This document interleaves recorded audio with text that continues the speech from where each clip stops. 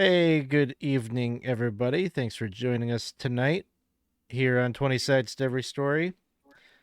We're going to be playing tonight another chapter of Planescape Turn of Fortune's Wheel.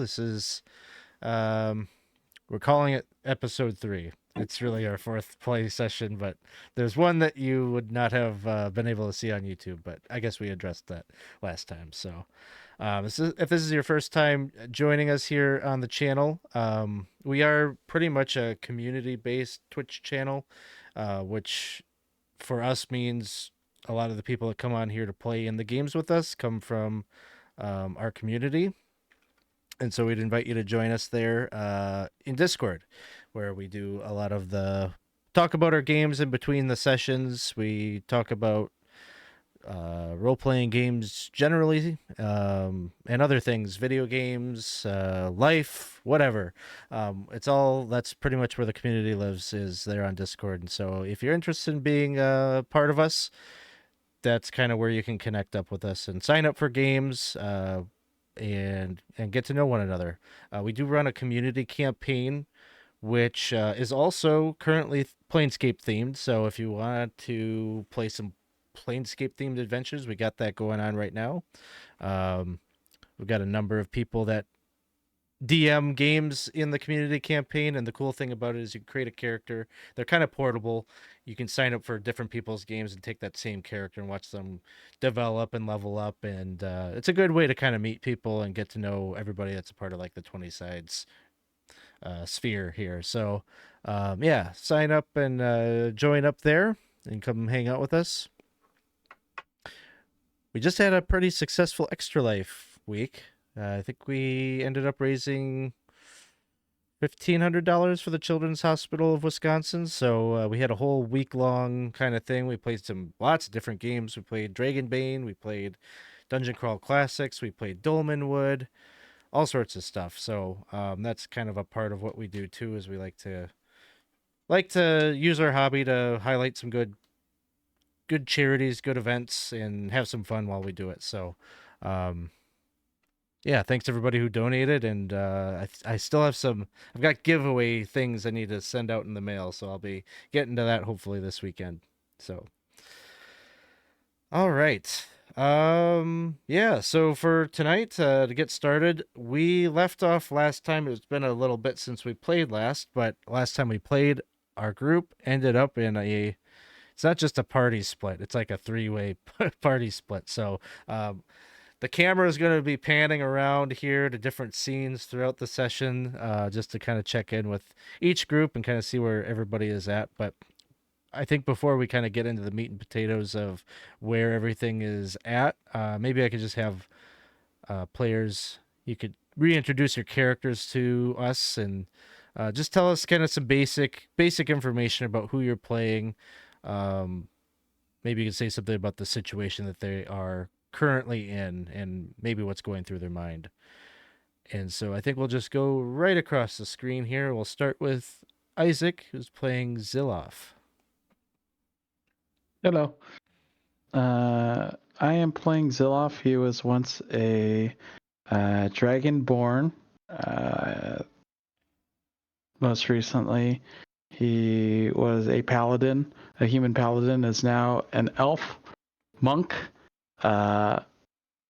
Currently, Zilloff is going through a range of emotions. He is on, hopefully, his path to healing emotionally after a lifetime of suffering in his previous life, causing suffering and being part of it. And it seems like, I don't know, I think last we left him, he was like completely hammered and drunk. So I don't know. I think so. So, yeah, he's kind of finding his way through this new kind of existence he has, where death doesn't necessarily mean it's an end.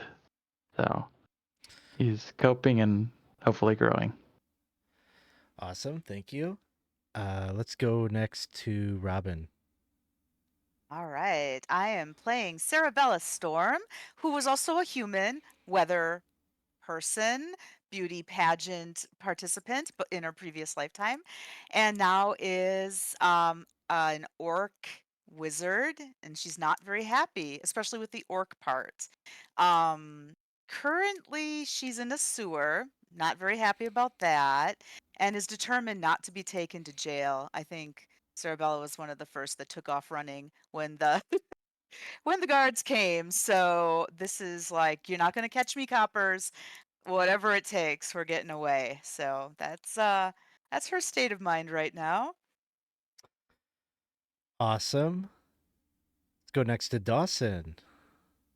Hi, everybody. I'm Daw, and I'm playing Baldwin, the human arrestee now, I guess, at this current point in time. So I decided to be, hey, I think it'd be a good idea just to get arrested to give everyone else time because, conflict is pretty cool. But who knows? I thought these guys were pretty honest. They didn't want to hurt someone who's trying to do their job. And yeah, now we are in shackles. Ready to do the time. All Crimes right. against the multiverse. Crimes against the multiverse. I mean, it's pretty hefty charges. 7 syllables. Pretty great. Yeah. Let's go next to Jenna. I am playing Clack, or Clack for short, because his name is ungodly long. He used to be a Thri-kreen fighter of sorts, but now he is in the form of a human artificer, though I don't think he's quite figured out the artificer part yet. And his state of mind as of right now is he'd probably be feeling maybe a little more stressed than he already was with the situation he's in. He kind of remembers that, like, back in his old world, he used to be kind of some kind of like overseeing force, and kind of he's seeing the group as kind of like his thing to oversee, even though he doesn't actually oversee it.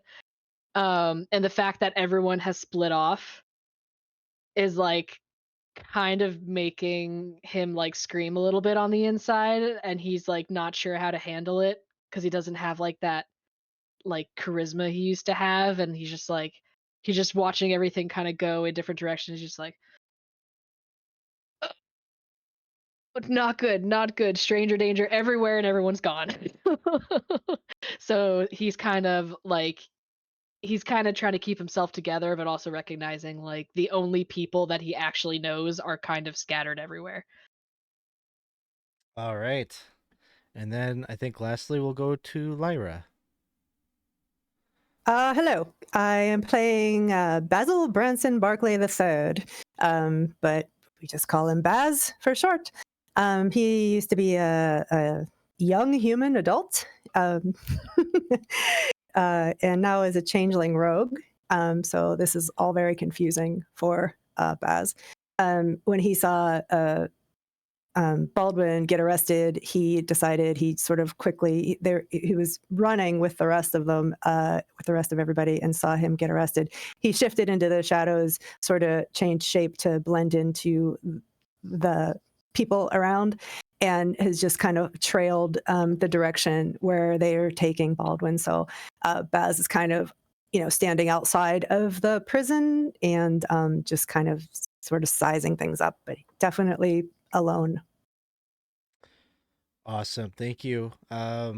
So basically where we left off, the group here, all of these characters understand that they had died. And they found themselves coming to consciousness here it's Sigil, the city of doors, in wildly different forms than and with wildly different skill sets than they remembered having in their previous life. They've sort of joined together basically because of finding themselves in a very similar shared experience. They're all going through this weird thing that they have come to understand is not normal and should not be happening, and is apparently very offensive to some of the factions that are are very powerful here in Sigil. So the group of them, they're in this strange, unfamiliar place, like a bunch of students on a study abroad trip, and they didn't have any money, they didn't have any resources, and so they just did like they were going to do like the logical thing, like maybe we need to find a purpose here and like try to find a way to earn some money so we can survive.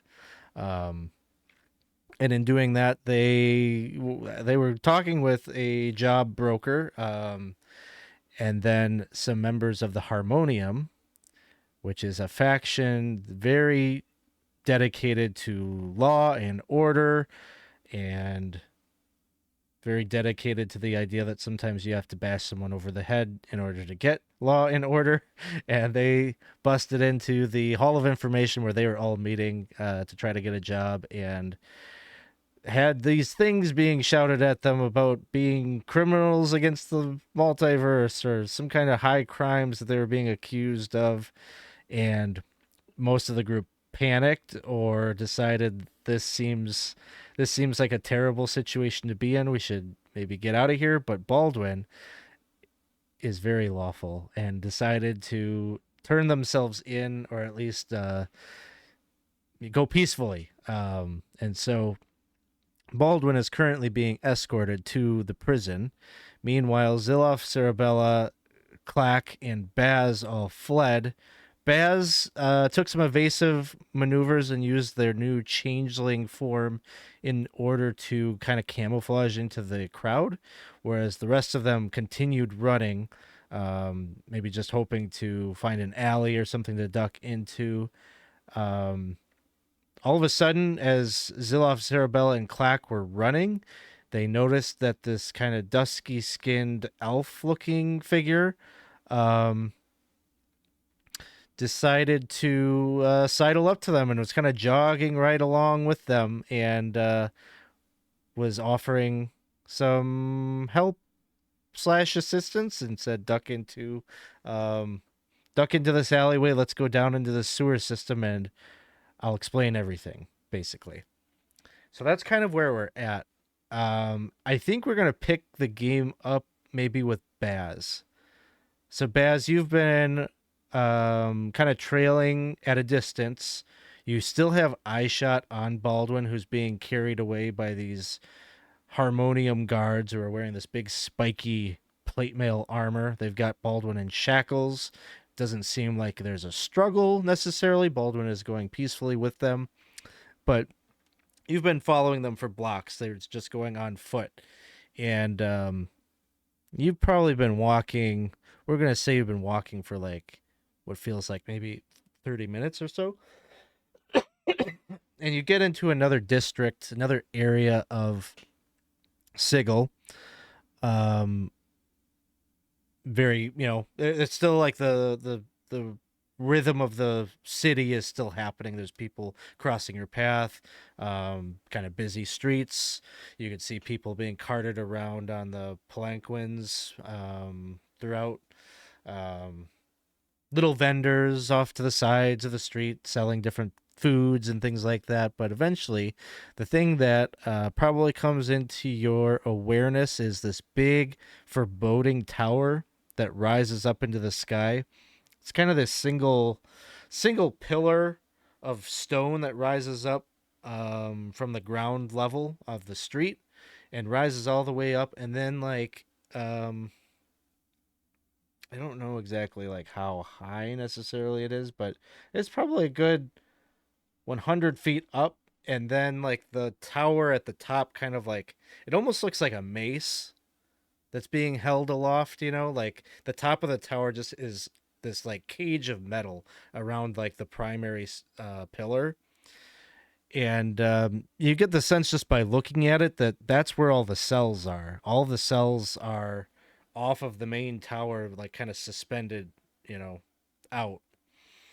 And I don't know if you can kind of see that on the map. That's sort of what I'm trying to describe, is that it looks like a pretty formidable structure. Very difficult probably to infiltrate and get people out of those cells, just given how high up they are. Like the only way really to get in would be through that main tunnel. And it seems like that's the destination where Baldwin is being carried. And as you're making your way over there,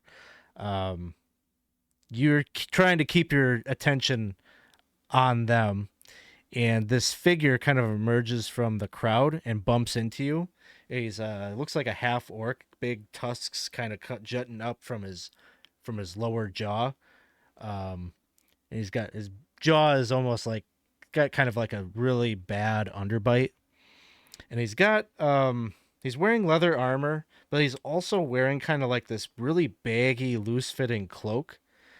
And as he bumps into you, he says, "Hey, you look like you got some problems. It might just be I got some solutions."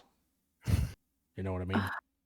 And he like lifts like the cloak out, and you can see that on the inside of the cloak, like sewn in, are all these different little pockets that have like little vials of different colored liquids in them, all stoppered with cork or whatnot. Oh, what kind of problems do you think I am having right now? That what do you have there? What is that stuff? Yeah, it's poison. Got wyvern poison. I've got purple worm poisons. You name it. I've got it. Poisons. I don't know that my problems will be helped by that. Yeah. Do you know anything about this tower here? Yeah, the prison. Yeah, you need someone yeah. killed in there. I got people on the inside. You name a cell. I got it. I don't know about the cells. Name. I'll find out what cell. It's fine. How does it work? Like when people go in there, do they come back out? Sometimes if they're lucky. I mean, there's a lot of innocent people probably up there. Mercy killers don't ask a lot of questions when they apprehend or hold. That's what I was afraid of. Mercy killers? Yeah, mercy killers. They run the prison here. Yeah, everybody's got to have a function. That's theirs. That's how they fit into the cog, the wheel. Do they have? Do you know when they arrest someone in there?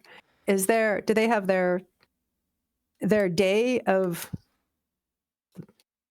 I don't know. Do they ever get to talk to someone, a judge or someone to defend them? If they're gonna have their day in court, and we can get an advocate down there at the courts. Sly Nye, that's my guy. Sly Nye. Yeah. That's an interesting name. Where would I find him? Oh, you go down to the courts. He's a hard worker. He'll be down there for sure. Or sometimes he stops here at the prison, I suppose, talk to his clients. But wow, you're in trouble? I'm not in trouble. No, I think a friend of mine might be though. I just kind of disappeared, and I thought about maybe checking at the prison to see if they were there. Is that a thing people do? Can you go check and see who's at the prison? I don't think so, but you could go and try. I don't know if I want to do that. I mean, what is he in there for? Are you implicated? That'd be a bad idea. But I don't know what he's in for. I mean, I think he was probably wrongly picked up. Yeah. He seems like a docile guy, though. He just kind of went. They said, "Come with us," and he just kind of went. Was that a good idea? I mean, I wouldn't have done it. That seems pretty dumb. Huh. What would you have done? I'd poison him. Do you want to buy a poison? You'd be doing him a favor, probably. How much is the poison? Well, how painless do you want it? The more painless you want it, the more expensive. I suppose I don't really. If I were poisoning someone, I wouldn't really care about the pain. I would kind of want it to work, though. Okay, opposite then. The more painful, the more expensive. Great. Well, what is I had you what is pegged the all mo- wrong. What is the most what is the fastest acting? How much does that cost? Oh, probably this purple worm poison. Yeah. That'll get it done. Yeah, what's the cost, I asked. Oh man. Let me check my chart. Well, I'm probably not going to buy it from you, but when I see you the next time, I might want to. Oh, well, yeah, you want to price it out. Yeah. It's 2,000 gold pieces. That's a lot, I but it's mean, probably well worth it, right? I mean, you seem pretty reliable on this sort of thing. yeah. Hmm. It's a lot of poison. It could kill an elephant. Wow. Is that a unit of measurement that makes sense to you? I do think I know what an elephant is. It's a big animal. Yeah. Yeah. Big ears. Yeah. Yeah. Okay. That's the kind of elephant I'm thinking of too. Good.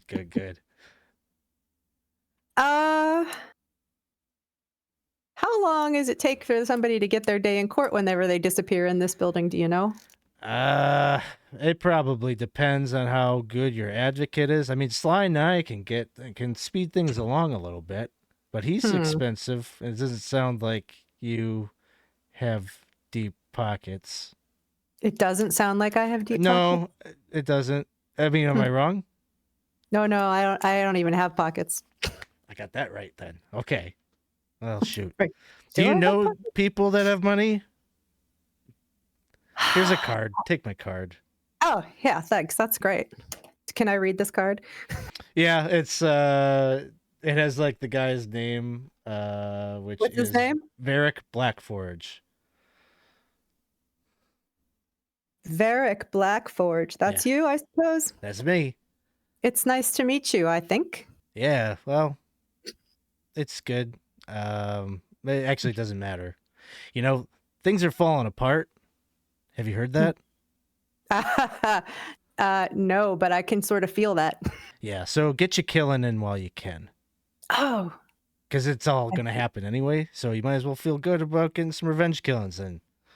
what do you mean when you say things are falling apart? Just in case I am not understanding you. I heard that there's people that are coming back, like they're coming back and they shouldn't be. Coming back from where? Like death. They're dying So and then that- they come back as something weird that they shouldn't have been.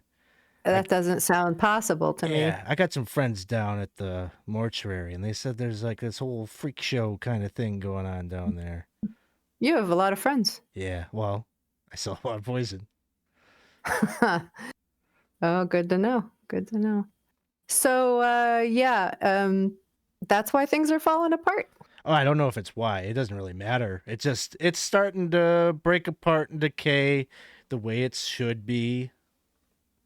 You could be a part of it, let's help, facilitate that. That's why, I see. So you're looking for things to fall apart. yeah, it's time. I see.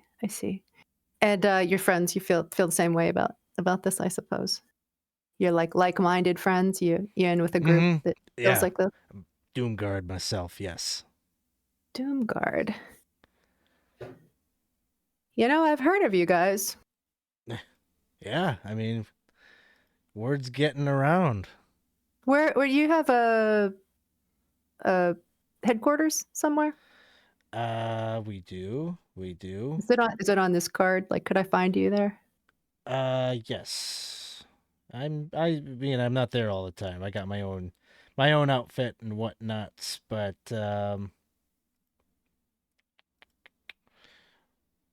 we are located at the armory,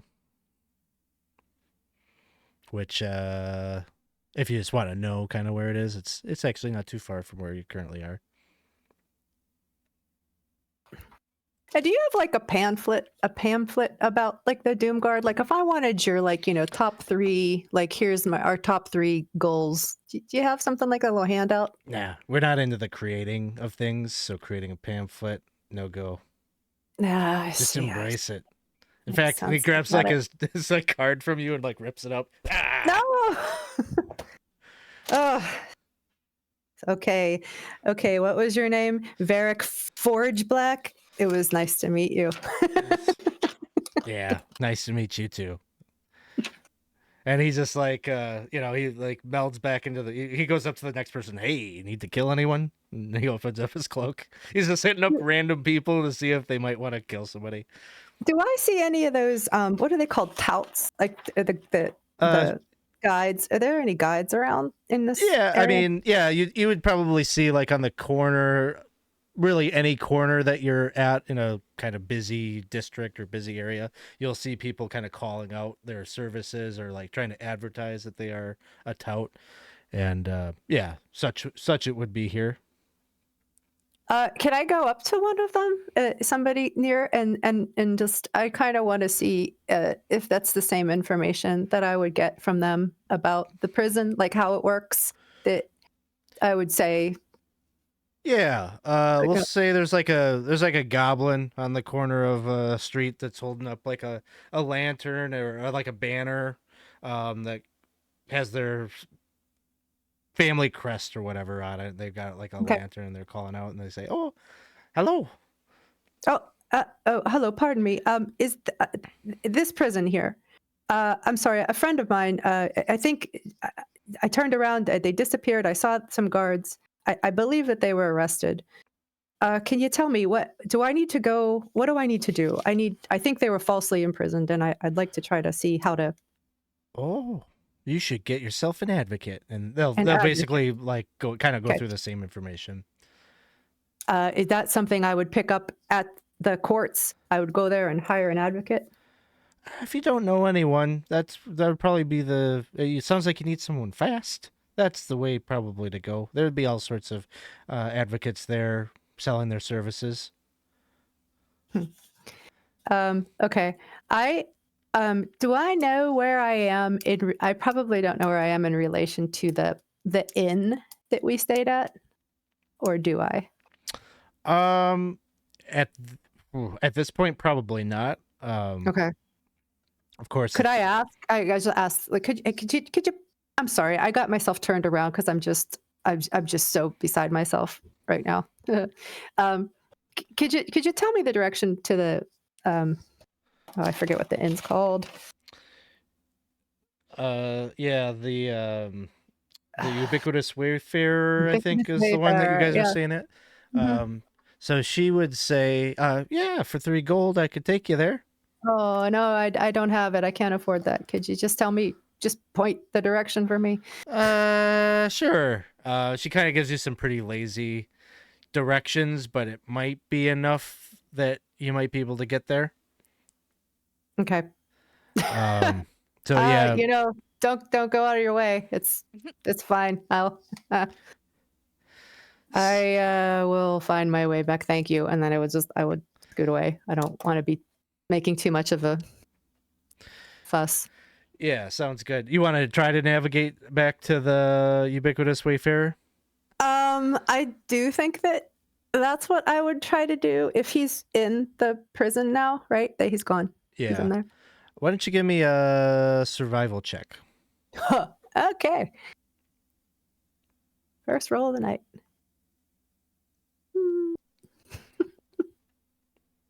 Okay, an 11. It's going to take you a while. You'll eventually make it back, but it's one of those things where it's just an unfamiliar city, and so you take a really inefficient way to get back there, and it's going to take you the better part of the day. You'll arrive like evening time. Do I see anything interesting along the way? Do I learn anything along the way? Yeah. Roll me.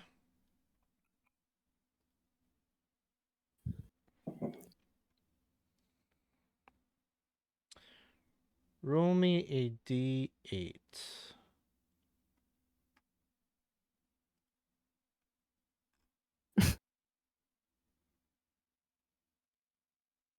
It's a 1.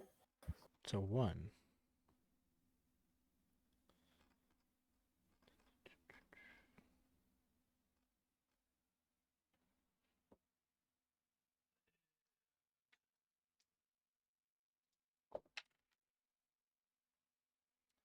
Along the way,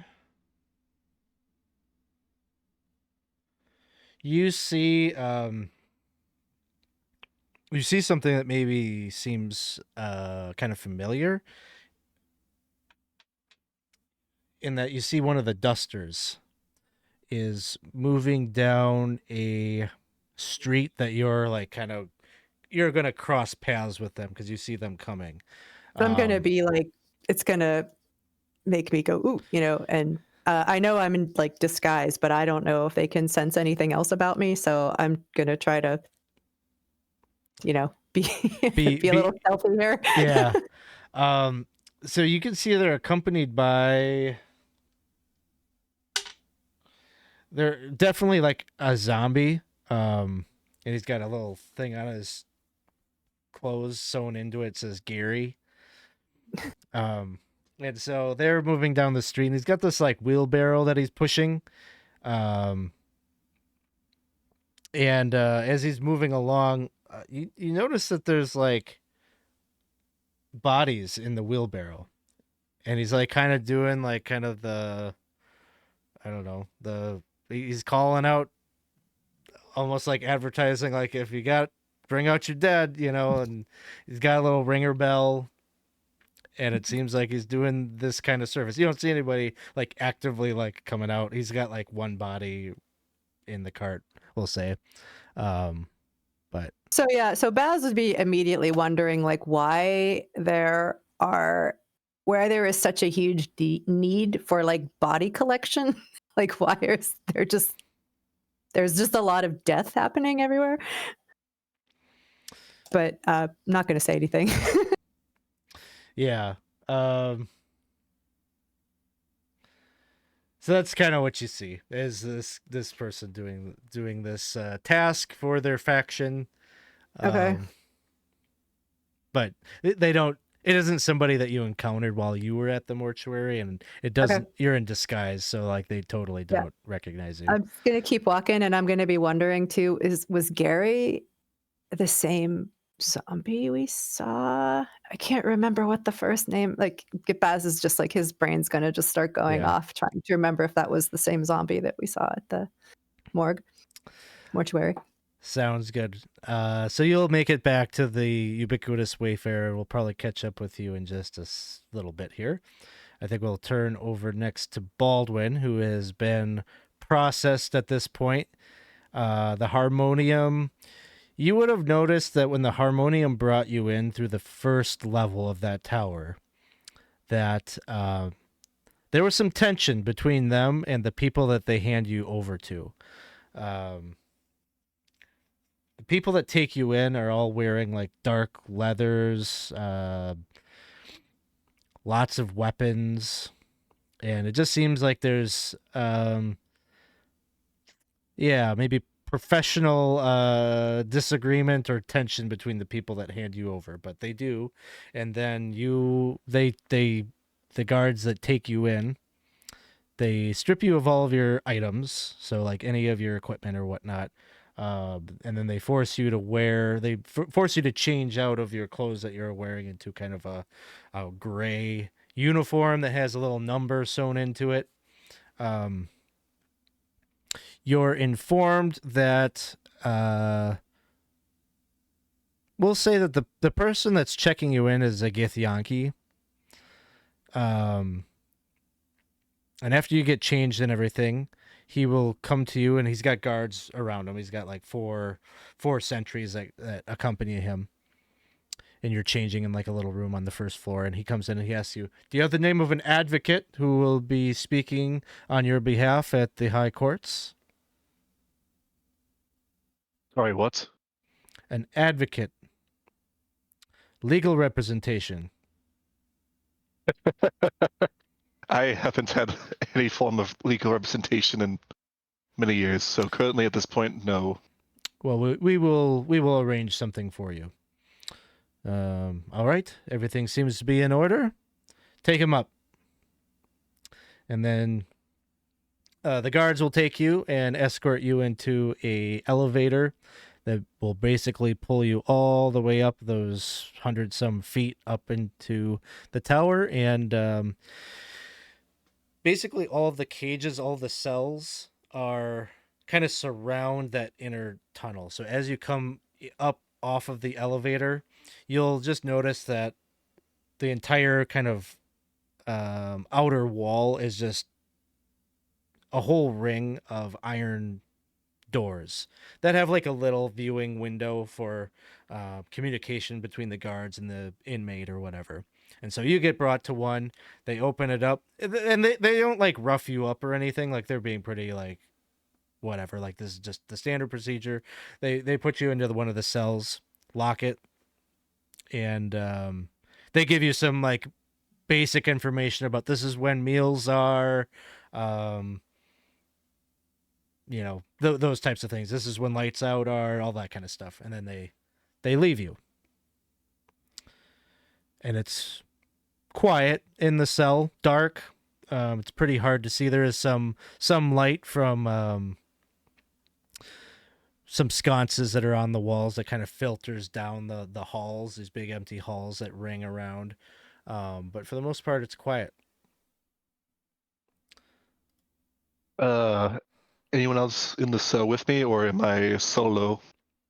No one in your particular cell, but from the cell over to your right, and you can't see, like you don't have a way to see into the next cell, but you hear a voice, like kind of a gravelly voice, clearly addressing you, say, "Hey, I saw you got a mask.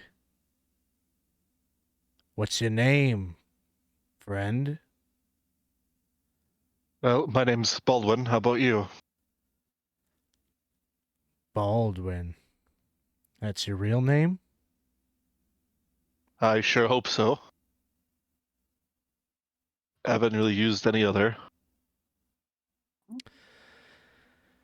Oh, if I find you've been lying to me, we're going to have trouble on the outside. Good to hear. Wouldn't want any miscommunication to happen between us. Well, how about you? What's your name, friend? Manshoon.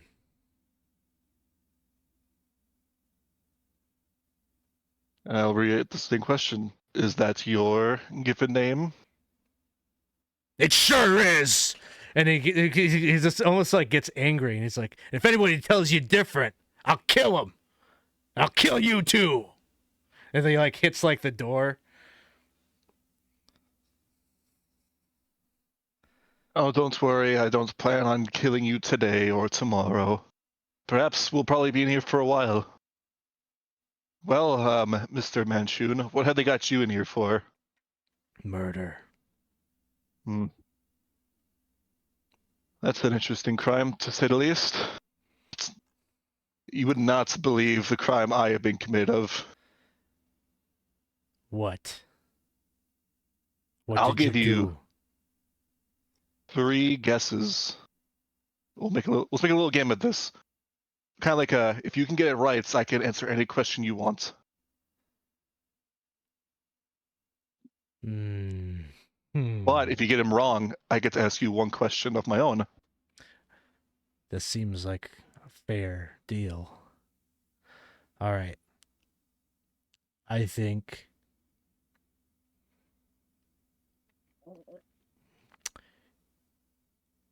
you were conspiring to help bring a god into Sigil. No, but that does sound very interesting. What's up with that? Is that God's not allowed here? It's the lady's law. I feel like I've heard that before. Nope, I did not conspire to bring a god into here, but I did see a poster for someone wanting us to bring them to their god's place of worship or something. It was a weird job. It's pretty typical, if you ask me. This is a strange place you find yourself in, friend. Yes, it would be indeed. All right, 2 more.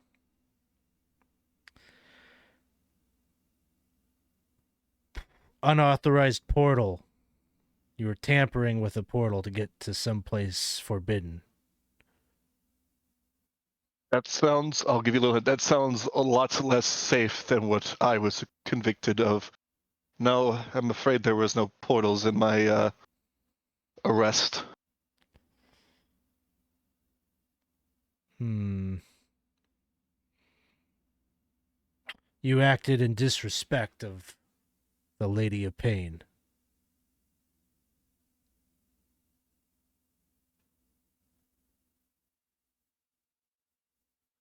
I'll be honest with you, I don't know if that's true or not based on what I was convicted of.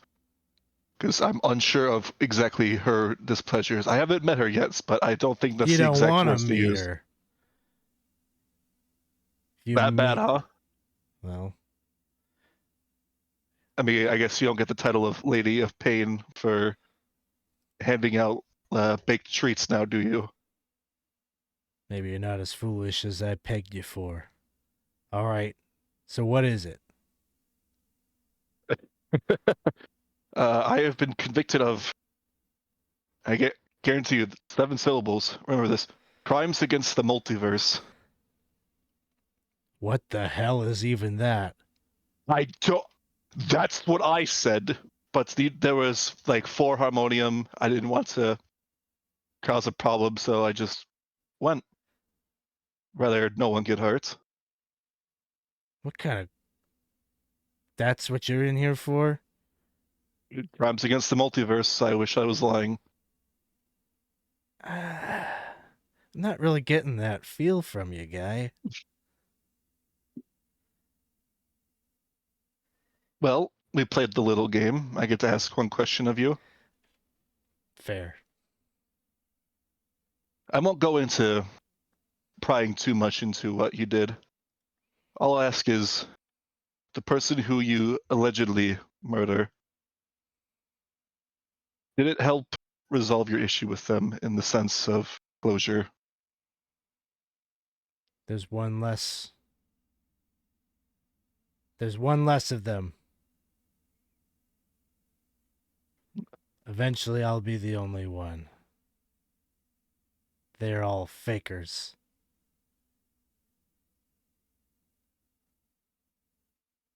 So, yes. Well, I thank you for your answer then.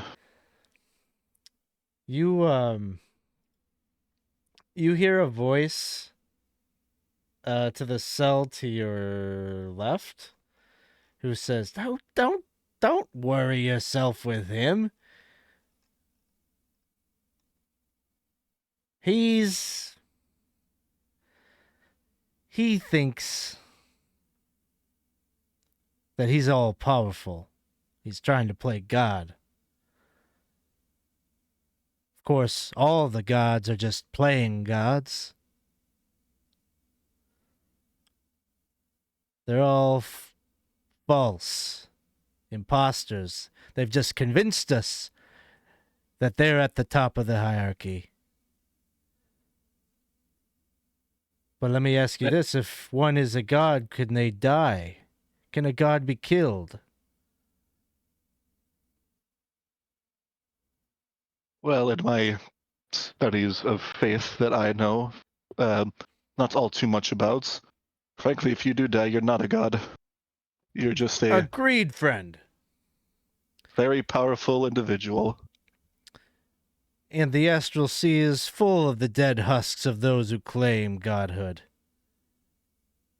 So, what seems more plausible, that there are so many that claim to be gods that are just drifting away, decaying? Or is it more likely that they've just convinced a lot of dupes to call them that?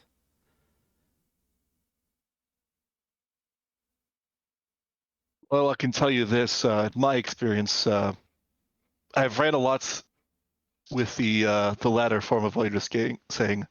A lot of individuals who claim of a godhood and to try to convince the masses to follow their call. In actuality, well, yes, they are very powerful individuals, but nothing more than what they were from the start. Nothing better. You hear like another voice like echoing down like the cell block, and they just say, "You guys have it all wrong. The gods are real. And yes, some gods start from humble beginnings, but we could all become gods if we just put our minds to it. What do you think, friend? The concept of becoming a god has never really crossed my mind. It's more of a far high-reaching aspiration that I probably could never achieve. Don't say that. We all have unlimited potential. You just have to tap into that and believe that you could be something more than you are. I know it don't feel like it while you're stuck in that cell. We're all stuck here. But this ain't forever. There's a tomorrow. And in tomorrow we can be kings, lords, masters of our own destinies. And we, by God, we could become deities ourselves. And then you hear like a third voice like echo like further on down the cell block, and this person just says, "Everything you guys are saying is meaningless. This entire conversation is meaningless." I feel like this is going to be the longest game of telephone I've ever played. Hey, newcomer! Wouldn't you agree it's all meaningless? I don't want to think of it like that if you ask me. There's always meaning to something you do. And then, like, it just keeps going. Like, everyone's just having, like, this philosophical debate. They're trying to, like, get you to, like... It seems like this is a thing that they talk about, like, every day. And it's just, they're going through the same conversation they had the day before, the day before, the day before. But you're a new element, and so they're trying to rope you in. So I think with that, maybe we'll pan over to figure out what's going on with Zilloff, Cerebella, and Klak. And so the three of you have just climbed down into this sewer, and you are with this kind of dusky-skinned elf, white hair, and they are currently like looking up at the sewer grate, just like, okay, I think we're in the clear. So like I was saying, I was looking for you. What's your friend's name? Parissa. Said you had need of some work.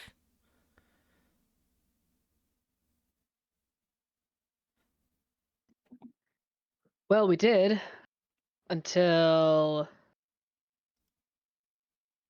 we were attempted to be arrested. Sure. Person I work for is real powerful. We can get you out of this whole predicament. Harmonium, you don't have to worry yourselves about them. They're not going to be a big problem for you much longer. There's only the three of you here. Parissa said there was 5 of you. I could have sworn that one was right behind us, that Boz was right there, but all of a sudden I just looked and they were gone. And that Baldwin, I don't know why he just stood there, like he must have a guilty conscience. Is that normal for him, or don't you know? I don't know him at all. I just met him the other day. I mean, We're still doesn't trying to seem- figure it out. Seems like a pretty nice guy, but those are the ones that are the worst. Yeah.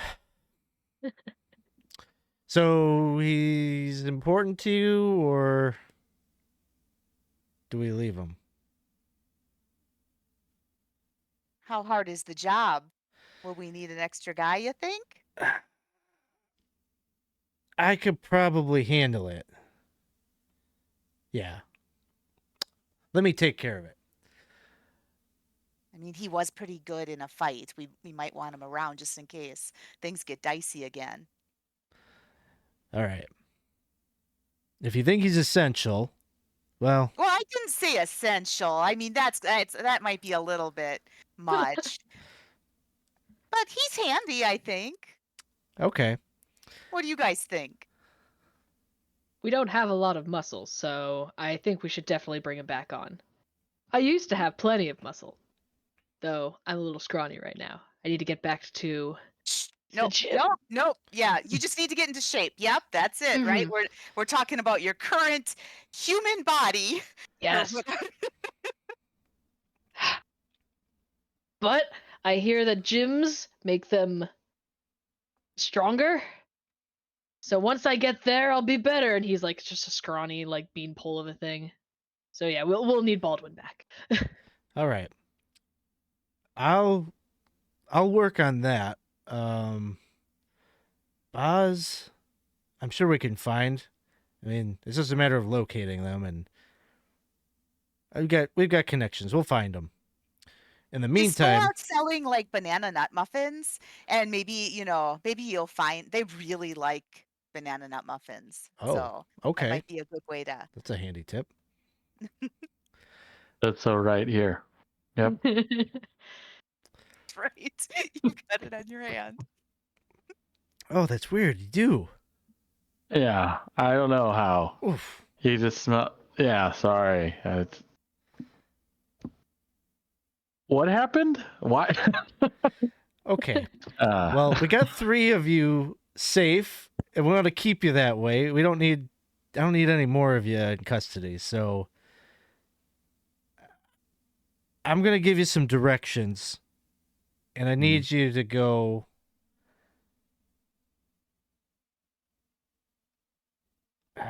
Yeah, I just. Do you think you'll be able to handle this if I send you ahead?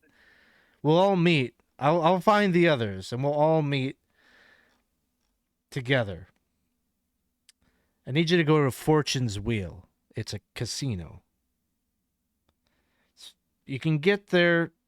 It might be best if you use the sewers to get there. That'll keep you off the radar. No one will see you. You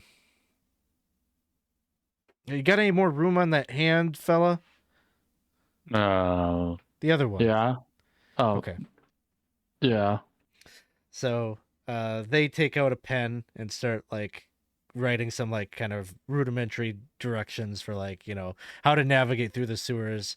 And then, says, once you get down to this, it's going to be a dead end. There's going to be a ladder there, and you go up.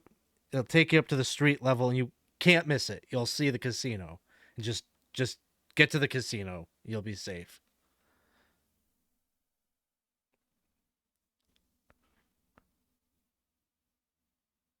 And is there a reason your Lord boss wants to help us, or is this something like just you and not whomever you work for? Because you mentioned that the person you work for is very powerful, so why are they helping us, or why are you helping us? Parissa said she was doing you guys a solid, trying to find you help. Mm-hmm. Yeah, and what will we owe the Mr. Miss Powerful if we accept this help? You're gonna have to go talk to her. I'm just supposed to locate you and get you there.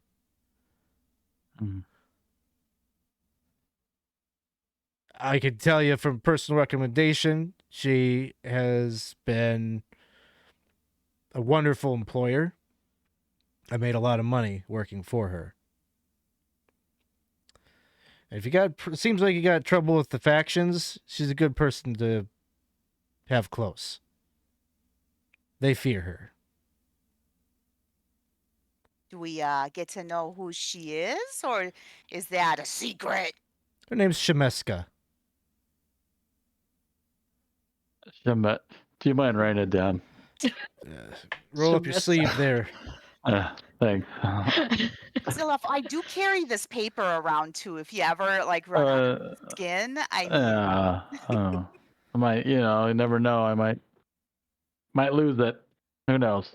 Heaven forbid you take a bath. Yep. All right. I'm going to leave you to it. I don't know how long right. this is going to take, but just stay put when you get there. All right. All right. to Fortune's Wheel. All right. So you all navigate. I'm gonna no problem to follow the directions and navigate through the sewers, and you will pop up and you will see this kind of gaudy, kind of flashy building, gilded everything. The rest of it is kind of white marble structure with a lot of people coming and going, a lot of noise coming from within there, a lot of flashing lights and ding, ding, ding, ding, ding, ding, ding, lots of shouting cries of excitement, right along with tears of tragedy and howls of disappointment and misfortune. How much did I drink? Everything is so loud. You all right there, buddy? He looks up at you like bloodshot eyes. I'm not used. I haven't had a hangover in a long time. Yeah, those college years Nah. are well behind you, huh? Hey, you could say that. Or I guess I don't know. I guess we better get in and find a nice quiet place to sit down, huh? Yeah, quiet. He's like looking up at all the flashing lights and all the. I got this block of wax. You might, you could make some little earplugs. Maybe that'll help with some of the noise. You just have We're to. not there yet. We're not there yet. We're not there yet. All right. Just let me know. I like to help. Just lead the way. And he's kind Well, of just. hold out your hand so we can finish. Okay, this is it. All right. You let us hear. So, heading into the Fortune's Wheel. Mm-hmm. So you enter through the front doors, and you can see it's just a very wide, colorful clientele that is in here. Pretty much as soon as you enter, you can see that there is a stage up to your right. That there's like some kind of singer performance, a woman that's giving a some kind of musical number that's just about wrapping up. The curtains are about to close on that act. There are a number of people there's like a back bar over here. People are getting drinks. All around you can see people kind of sitting around. This seems to just kind of be kind of a lounge area where people are just taking in the show for the most part. But you can see that there are doors that are opening and closing that lead into kind of the gambling hall kind of area where you hear all the slot machine kinds of things happening, or you can see people sitting down at tables playing cards and roulette and things like that. But as you enter in here, you see a snappily dressed tiefling with kind of a little bellhop hat on and little vest. Definitely says like Fortune's wheel on the back with a big wheel kind of emblem on the back of their vest. They walk up to you and kind of do a little bit of a bow, and then they hand you an envelope.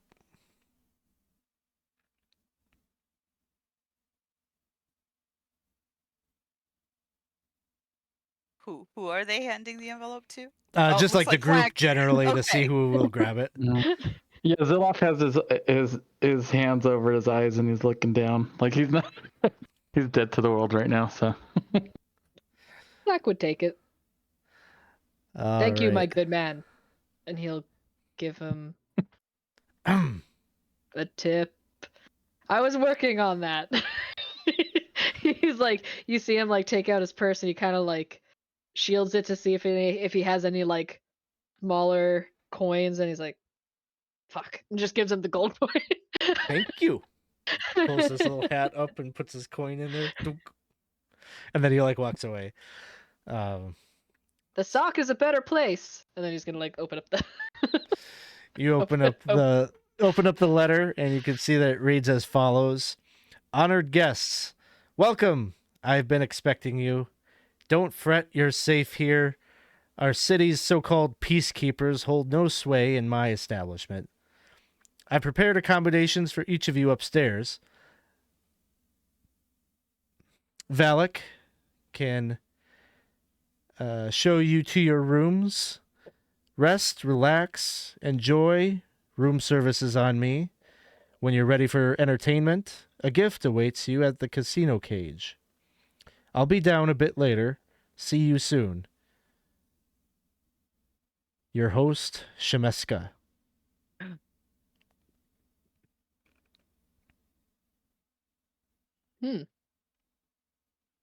She's been expecting us. For whatever reason. And the tiefling says, can I get your bags? Do you have any bags? Mm-mm. No. Not really. Right this way. Just making your job easier. We'll just follow after him. And he'll lead you to there's a set of stairs, I think, around the corner here that'll lead up to an area where there are some rooms and such where you can get kind of acquainted and established. Really luxurious, like big rooms. There's like it's kind of like a suite that has 5 individual rooms for apparently like each of your group, and there's a table that's laid out with a bunch of food, almost like kind of like a mini buffet style setup for you.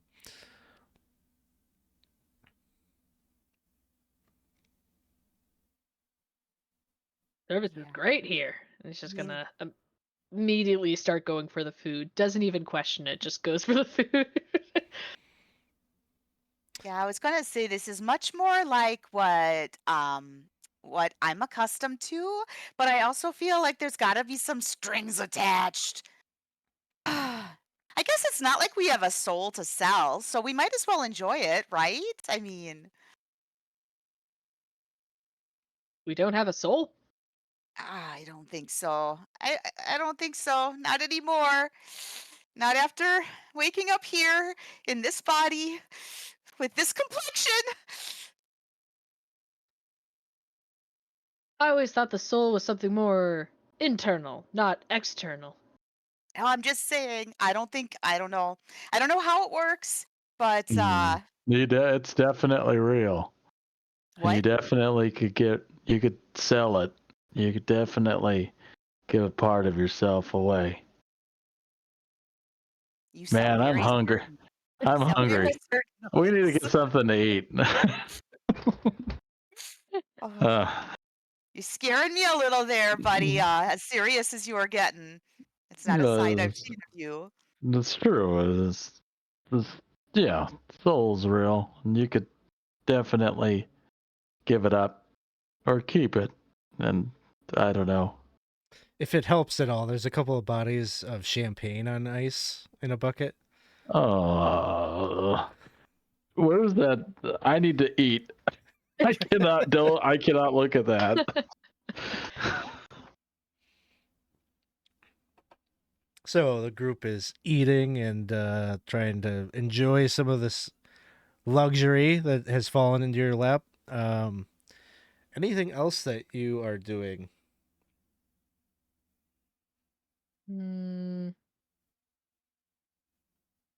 Power nap for Zilloff, for sure. Okay. Go and lay in like your oversized bed, big fluffy. And for some reason, I'm meditating when I don't know what I'm doing, so I'm gonna end up falling asleep anyway. So like I know there isn't really like a thing for it in 5e, but like you know how in your Dolmenwood games, like you have like that contemplation kind of thing that you can do. Sure. Is there something similar that maybe Clack could do to kind of maybe like he wants to kind of think on why this person might be interested in them, like based on kind of like what they've seen so far. Like why would someone who owns a casino Mm. kind of be interested in them?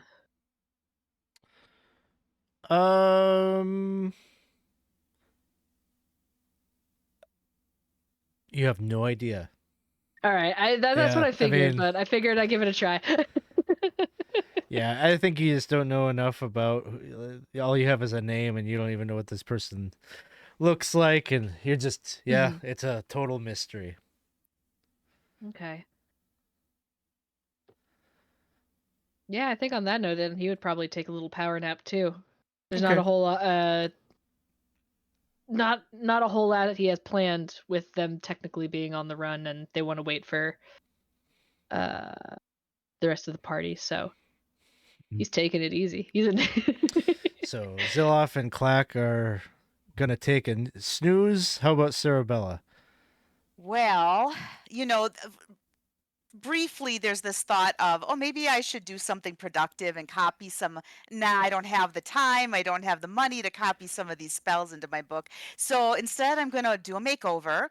I'm gonna like work on curling my hair and trying to put on some, I want to use a little red to offset the green in my complexion and just try to like, calm down some of the just calm down some of the green.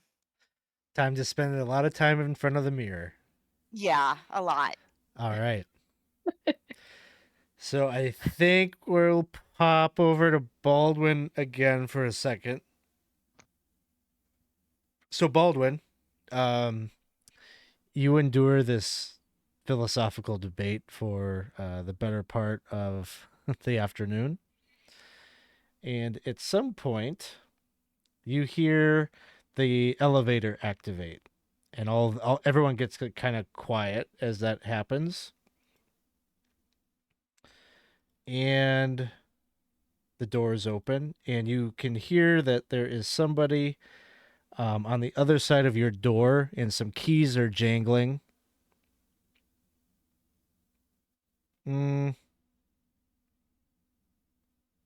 Not keys. It sounds like somebody's working on your lock. Like somebody is trying to use thieves' tools, some lock picks and such, to like open up the cell door. Who's that? I address verbally. It's Jobert. Huh? Of the harmonium. I'm here to transfer you to a different facility. We're taking your court date is right now, so then the door pops open, and you can see on the other side there is a guard wearing red plate armor, just like the harmonium that took you here. Kind of shaved head, big mole. Maybe not mole, but like a kind of tattoo or birthmark that kind of, it's hard to say, I guess, what it is, but it's like some kind of a mark on the right side of their face. Kind of looks like a couple of like wavy lines that kind of are imprinted on their skin. So my court date's today, huh? Yeah, come along, prisoner. I'm taking you.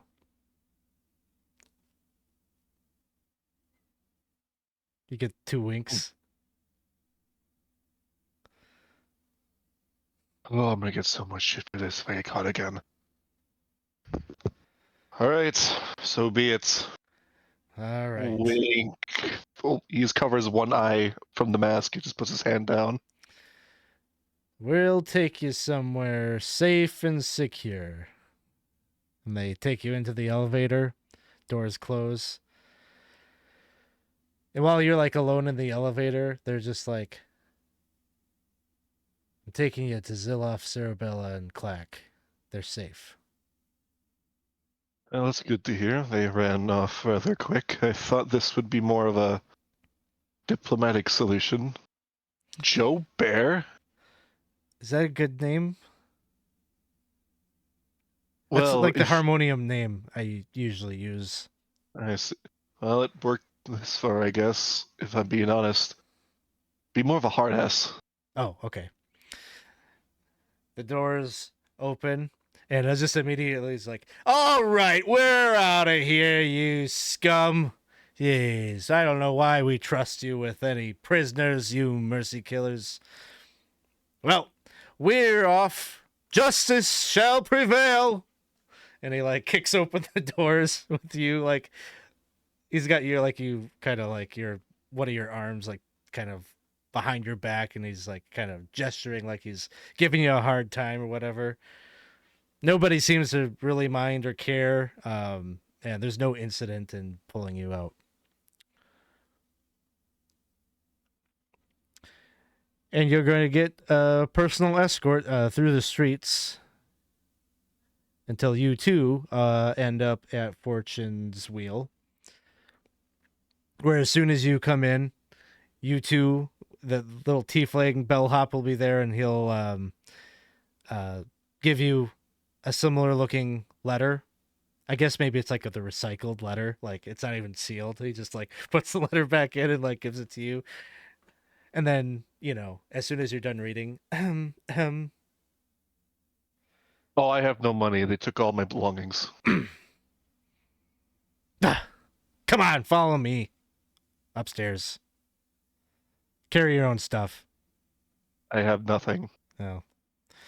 And he like leads you all the way upstairs to the room and just like opens the door, gestures for you to go in, and then he like slams the door behind you. Oh.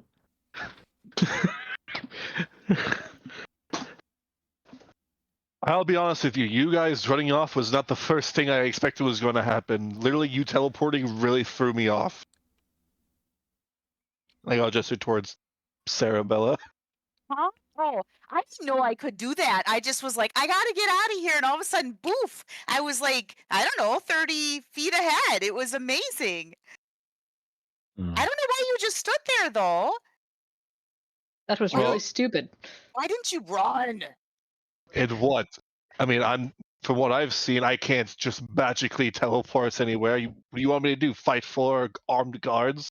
Wait, you teleported? You've got legs. I used my legs, and I'm not used to them. They still work just fine. Yours must work even better. Look how muscly your calves are. I mean, yeah. Right?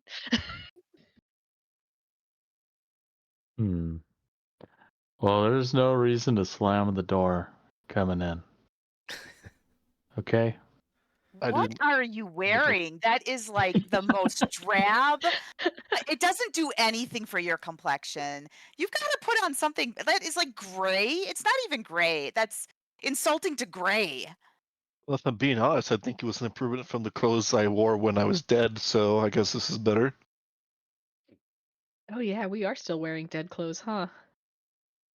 I'm gonna like see if I can find like a dresser or something, and if there's Sure. any better clothes in prison garb. You know what? Shemeshka would have prepared for this. And so you're going to find that there are some clothes for you. For all of you, like extra nice, very nice, like kind of high society types of finery. This is what I like to see. And he's gonna kind of push on ahead as well to find something in his size to try on and will dazzle himself up. Ah, I missed the feel of silk on my skin. Well, I can Still tell you feels what, nice at least. I can tell you one thing: I have not worn clothes like these in a long time. So I think while the group is getting outfitted, we are going to go to the ubiquitous Wayfarer where Baz, after an exhausting day of navigating Sigil's streets, has finally found the place where you're staying. Yeah, I would stay outside though, because I'm still like trying to keep an eye out, so I wouldn't have gone back in. So you're hanging out on the street outside. Yeah, just checking things out. It's starting to get to be kind of evening-ish, so probably business is starting to pick up at the ubiquitous Wayfarer, and lots of people kind of coming and going.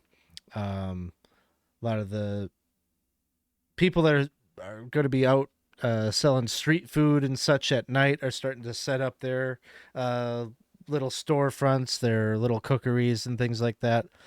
And then you notice, you see Parissa, the Barriar tout that you was one of the very first people that you met when you came up out of the mortuary. You Mhm. see that she's navigating her way. Seems like her destination is probably the ubiquitous Wayfarer, and so you just notice that she's in the crowd heading that way. This is the first familiar face I've seen, I guess. So yeah, so I would go kind of over to her kind of quickly, and I don't look like I did the last time she saw me. So I would say, Parissa, and I would, get her attention. Hey, that's me. Who are you? It's me, Baz. I worked with you yesterday. Hired you yesterday. My friends and I were lost. I know. I have a lot of good news for you. I have been super busy finding you solutions to your problem.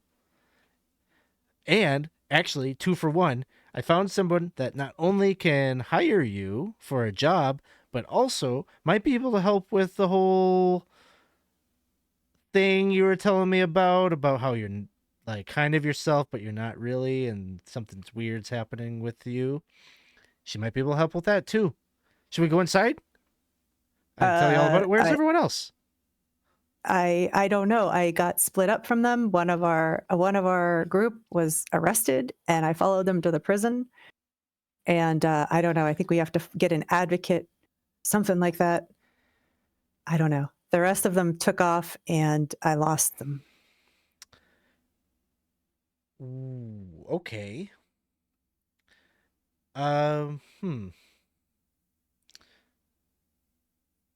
Pharaoh has probably caught up with. Did you meet Pharaoh? Pharaoh? No. What's a pharaoh?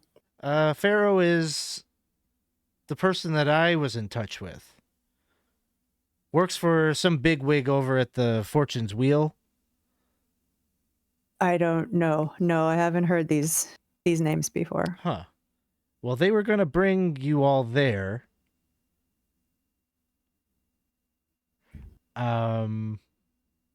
What? Why?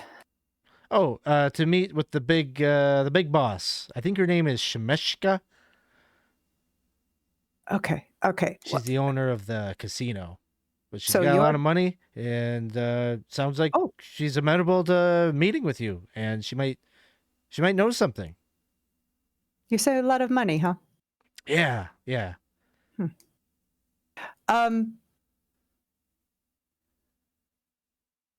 So do you think that that's where my Maybe. part We could go there. I mean, I could take you there. You're not like wanted for any crimes, are you? I have no idea. I think so. I think they were trying to arrest us all. Oh man. That's a bummer. That's why I look like this. Oh, okay. Well, then they won't be able to find you. See, I can't go back to prison. I don't want to go to prison at all. Yeah, it's not good. But Why were you in prison? I'll tell you on the way. It's a long story. Okay. How long of a walk is it? I've been walking a lot.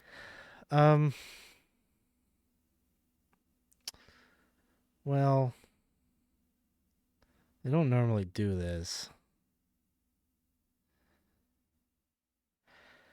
But I am your tout after all. That you are. Did you guys pay me for today? Absolutely. Okay. All right, hop on. Hop on. Yeah. Hop on. Ride on you. I mean, unless you want to walk, your How- comfort is my business. How long of a walk is it? It's probably going to be like 35, 40 minutes. Let's walk. You can Okay. tell me all about Yes. your problem. So you start to navigate through, it's going to start to get dark out, but she'll tell you about how she was unwittingly a party to some planar smuggling, and it was like one of the first tasks that she tried to do as a tout, and she just got wrapped up in, and that's kind of why like she's so inexpensive, is that she's trying to rebuild a reputation and everything like that. And so it's a What were very they- like meandering story. Like it doesn't all like make sense to you, but Well, what were they smuggling? Was it something that I would know was worth money? Was valuable? What were they smuggling? I guess it was like some kind of like artifacts or items that had like godlike spirits within them. I don't know, but it's bad.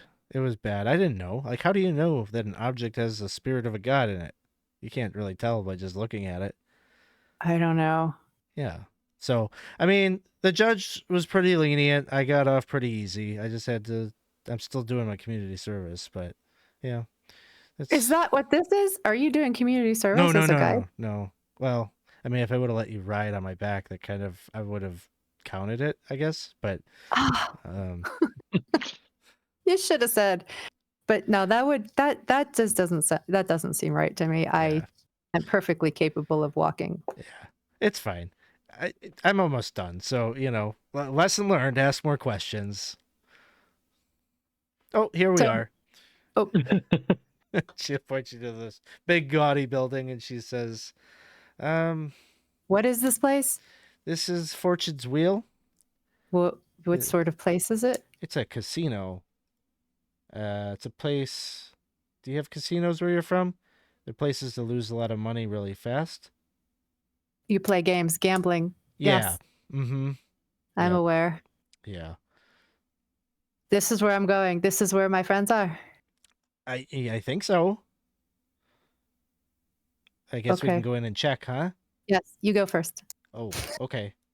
I'm a little underdressed, don't you think? I don't know. Am I?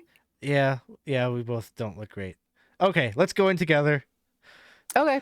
And you enter in, and there's a little tiefling bellhop who hands immediately with like a envelope. Oh, look at that! I take the envelope. It looks like someone. Is this for me? Because it's all wrinkly. Yeah, it's like looks like someone spilled a drink on it. It's for me. Okay, so I'm gonna open it up and read it. And honored guests, welcome. Blah blah blah blah blah. Mhm. And he says, "I could take you up to your room."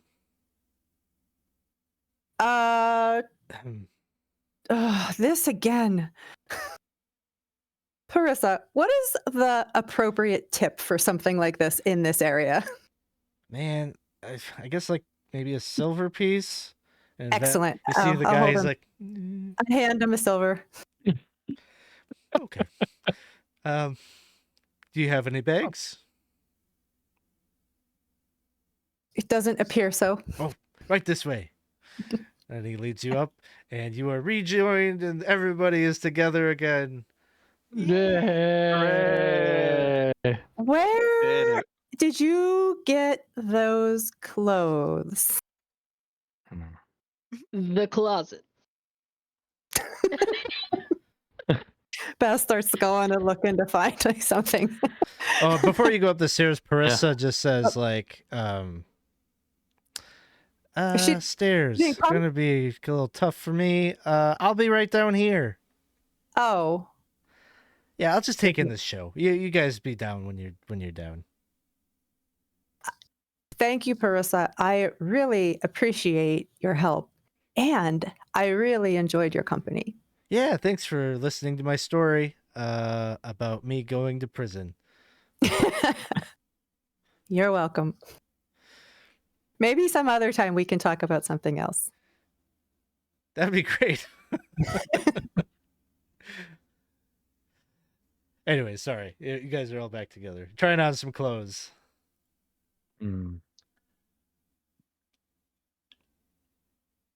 So Baz would look for something that's just like very nice, like as crisp and neat as possible, I think is what he would be looking for. So he'd like to put something like that on. And then he would go, is there a mirror? Oh, yeah. Okay, so go in the mirror and do one of these deals, and he would transform into like what he likes to see in the mirror, what he's used to seeing. Okay, fix the hair. That's better. So, you didn't die then. I thought maybe you died again, like Zilloff did at first. You know, when you came back looking all different. I did not die.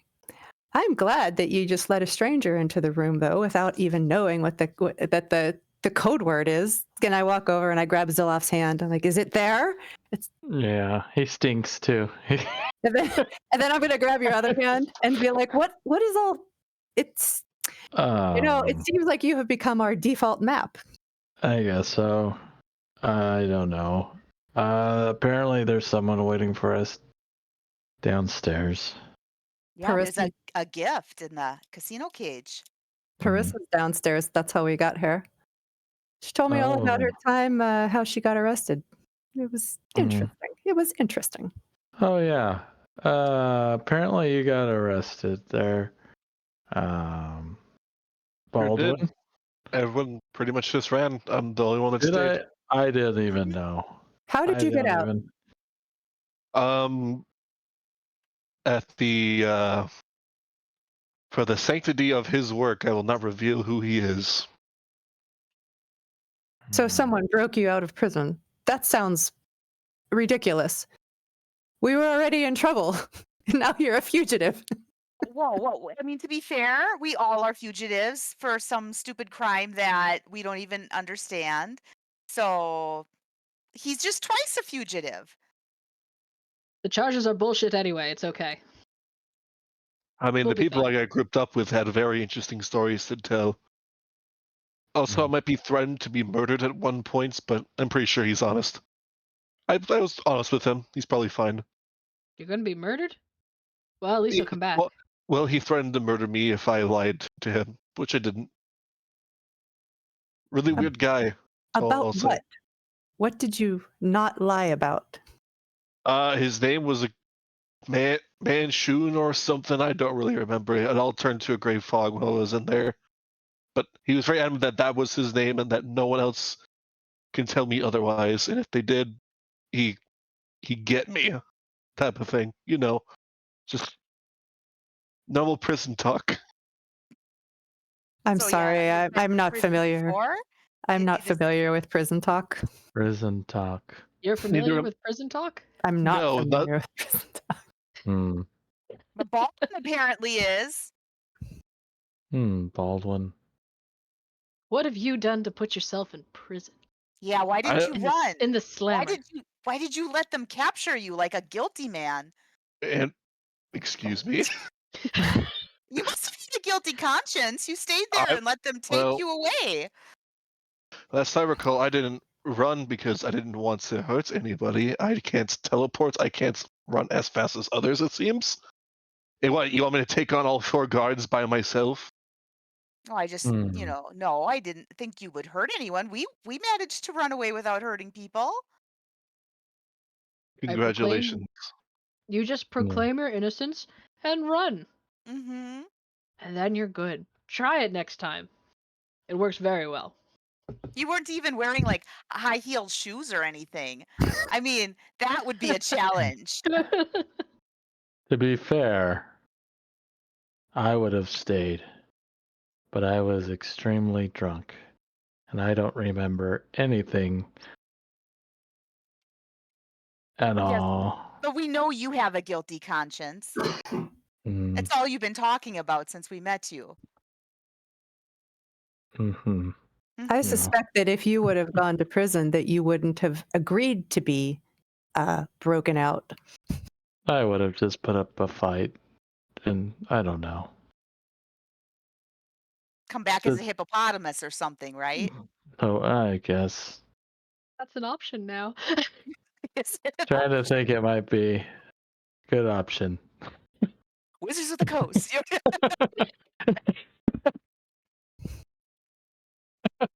It really is, huh? It wasn't like, yeah, he actually could be that. When I was on the street, I followed where they took Baldwin, and I saw the outside of the prison. And there was this strange fellow that came up to me, and he was selling, his wares. Would you like to know what his wares were? I'd like to know what he's buying or what he's selling. He was selling all sorts of poisons, Really? lots of poisons, Poisons all for what? different colors. I'm sorry? Poisons for anything in particular? I believe the poisons were intended to take away life. Oh, really? Yes. He was also aware of us.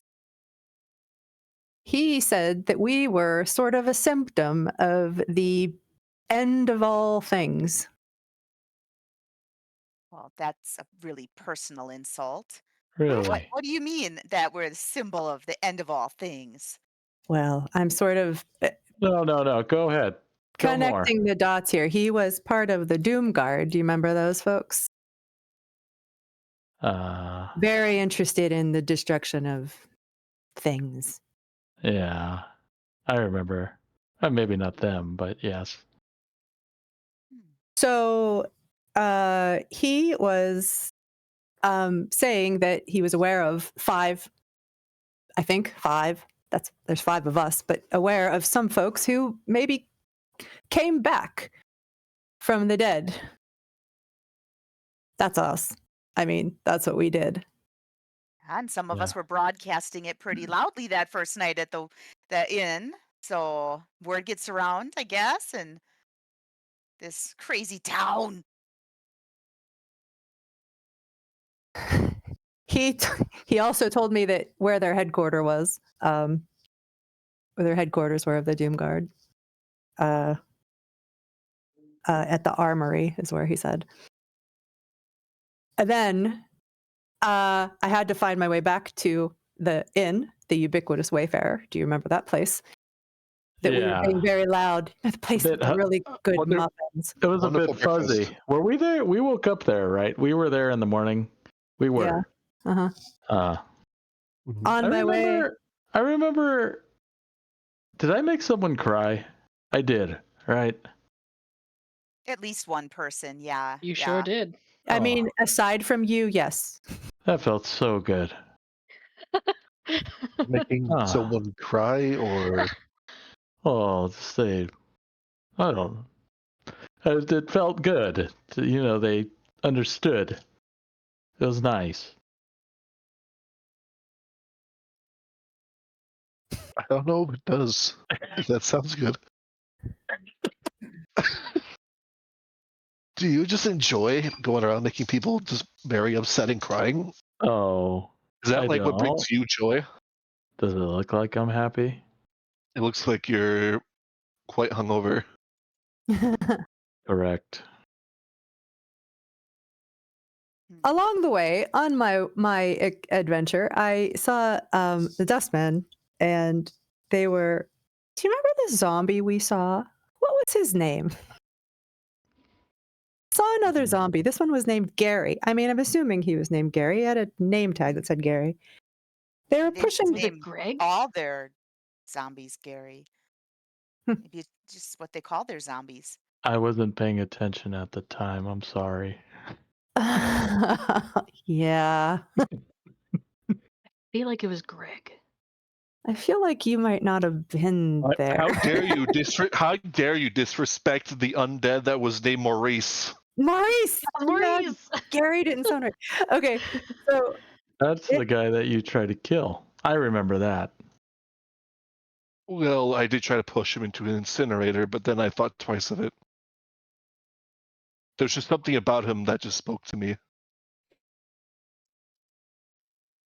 they were pushing a cart with a dead body, ringing a bell, saying, "Bring out your dead." Why do you suppose that there's even a need for that sort of thing around here?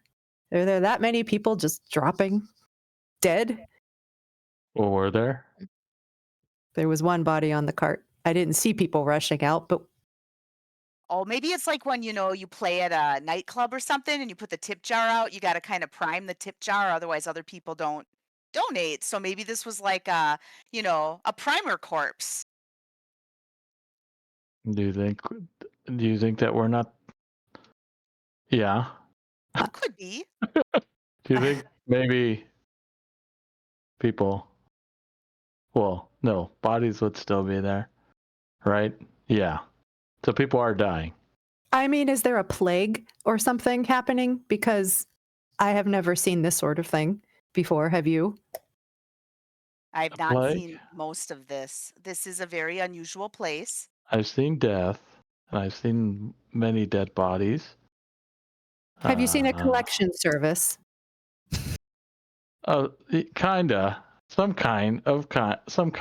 Yes. So what was Not what was the cause of that? Like, why were they doing it where you It saw was me. I was the cause. That's what I've been trying to tell you. Were you a mass murderer? No, not really. Maybe it could have happened. I was stopped. My friend stopped me. It was good that they did. I'm sorry. You It was wasn't this, me. It was was this me. was this like did you have an episode? Yeah. Like a break Yeah, and I then did. Yeah, I okay. did. And Maybe that's what it was. I suppose I would like to try to understand what that break was, because I would like Well, to try not to have that happen again. okay. So, I don't think it's going to happen. First off, I think I've already gone down that course, and I'm probably not going to do it again, hopefully. I feel like I'm in a better place now. Definitely in a better place. This is a better place. Oh, yeah. No, it is not a good place. Oh, yeah. But, yeah, it's not, but mostly it's not going to happen because I know you'll come back, right? I'm not going to witness my adventure party consistently die while I'm the only one that lives, right? That's not going to happen. Well, You so far said- you're the only one that's come back. We don't know for sure the rest of us would. Oh, You want to try it? no. No. I wasn't going to volunteer. I just wanted to see if you would I kill wouldn't. one of us that easily, just to see. So you passed my test. I appreciate that you Oh. didn't murder one of us. Oh. No, I don't think that you're going to kill us. You said that your friends were the ones who stopped you. Yeah. And seeing as how looking around this place, we seem to be the closest thing that you've got to friends now.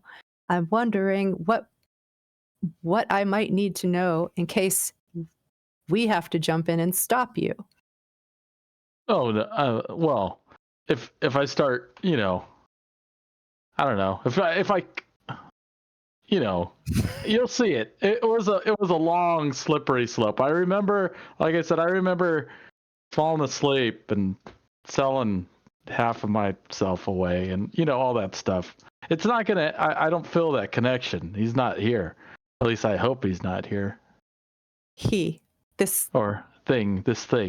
This void, thing. this emptiness, the eyes. You understand? He had eyes. I don't Multiple. Is it like a god or something? Because apparently those aren't allowed in Sigil. Kinda, yes. Kinda a god. Did it try to get rid of all gods entirely. It was, I don't know. What's this about no gods being allowed in Sigil?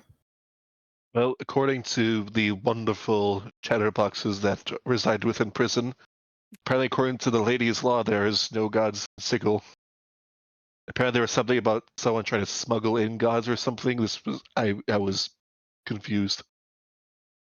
Parissa, our guide, she was a smuggler. Ooh.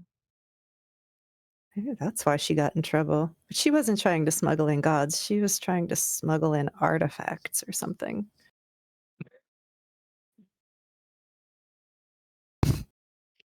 Are the artifacts gods, or is that Yeah. something else? I don't, she's downstairs. We can go talk to her some more. She's very delightful. You left her downstairs? She can't come up the stairs. Well, let's Then go why, downstairs. then why are we up here? Parissa? Our guide? Yeah. Well, I had to change for one thing. Don't worry, so did I. I think I'm gonna stay in these clothes. That's what I think I deserve. We'll be fine. Oh, but we Where don't are we deserve going? it. We deserve something that smells and looks a little nicer. So Do I put on a really different smell? yeah, you do. Go put on a You different know, outfit. after a Wash that while, map off of your body and just get Yeah. ready to be Yeah. a Actually, I'm oh, gonna like push you in there and be like, "Let me see here. Do we need any of this stuff?" Okay, no. Just like hand you like a bar of soap and like. he will do it, but That's the way. That's the spirit. Mm. I find that a nice bath always brightens my outlook. How's it working for you? no, let's go downstairs. I think. You look absolutely revitalized. All Looking right. good. So you all gather together. You start heading downstairs to the bar area where you first came in, and I think like probably that conversation took some time. So you've been away from Parissa for a bit. There's more people down here in the bar now, and there is a show in progress. A lot of people have their little fluted glasses and whatnot. A lot of people smoking pipes and cigars. There's kind of like a little bit of a haze. Lights are real dim. It's kind of dark down here in the bar area. And you can see up on stage there's a big spotlight on this tiefling who's dressed up in this like really snazzy kind of outfit. It's just like glittering. It's like a suit, but it's just like glittering, almost like sequin like. And he's got a microphone. Or he's not maybe not a microphone, but his voice is amplified so that almost like a prestidigitation kind of spell permanently on him. So his voice is booming throughout the crowd here. There's some background music to accentuate his song, and you're like catching like the tail end of it. He's just singing. Through portals, stories entwine, in the taverns where destinies dine. Oh, Sigil, city of doors. And like everyone's like clapping. And Parissa's there. You can see she's got a drink in hand. She's like, "Wow!" And she's like kind of spilling it all over her place. And she sees you guys. She says, This guy's a "Hey, hack. Baz." Oh, hey, Parissa. Hey, she's this way. Do we want to go talk to Parissa? I'm gonna go wander over there. Is there someone around here that I'd like something to drink, please. Yeah, there's like a waiter like comes by, and like there's like a bunch of glasses there that seems like you have the okay just to grab. They don't ask for any payment or anything. I would say I'm sorry, do you have tea? And they kind of like give you like a weird look, and they say, "Give you 1 second," and then they disappear, and like I don't know, maybe like 5 minutes later they'll show back up with little dainty little teacup for Thank you. Thank you. I can smell it. And so Parissa is there. The act like ends, and she says, "Wow, you guys were gone a long time. Do you guys still need me?" Are you still on the clock? Well, yeah. I mean, I got you here. Have you met with Shemeshka yet? Mm-mm. Did you No. get your gift? Didn't she say something about a gift in the note? Mm-hmm. She did. You We, should go. we just got down here. We're supposed to go to the casino cage. Oh yeah, it's right over there. She'll point you over. Over here. You can see that there's like kind of like it's like kind of booth style, kind of a barred cage there, and there's like a couple of casino agents on the other side. You watch, and you'll notice that like people are going up there and like it seems like giving bags of coin in exchange for some kind of like a weird like token that looks like a golden leaf, which must be some kind of a like a poker chip or a coin, in internal kind of currency here for the casino.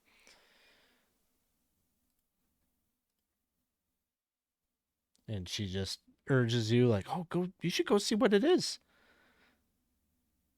Well, I'm definitely going to walk that way. I want to know what this gift is. I'll follow. I'll go with you all. So you all go over there, and there's like a little imp who's got a big cigar sticking out of his mouth, and he's just kind of fluttering there. Got glasses on, and he sees you. Oh, you guys. And he like turns around and with great effort flies up, and he's like got these like little bags, one for each of you, that he like puts through the little there's like a little opening in the cage where he can pass things back and forth, money and such. And there's a little bag there, black satin bag that contains 10 of these razor leaf coins.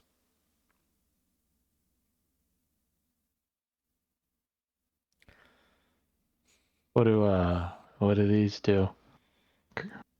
Yeah, for gambling. You play the games with them. Do you guys want my yeah. You want them?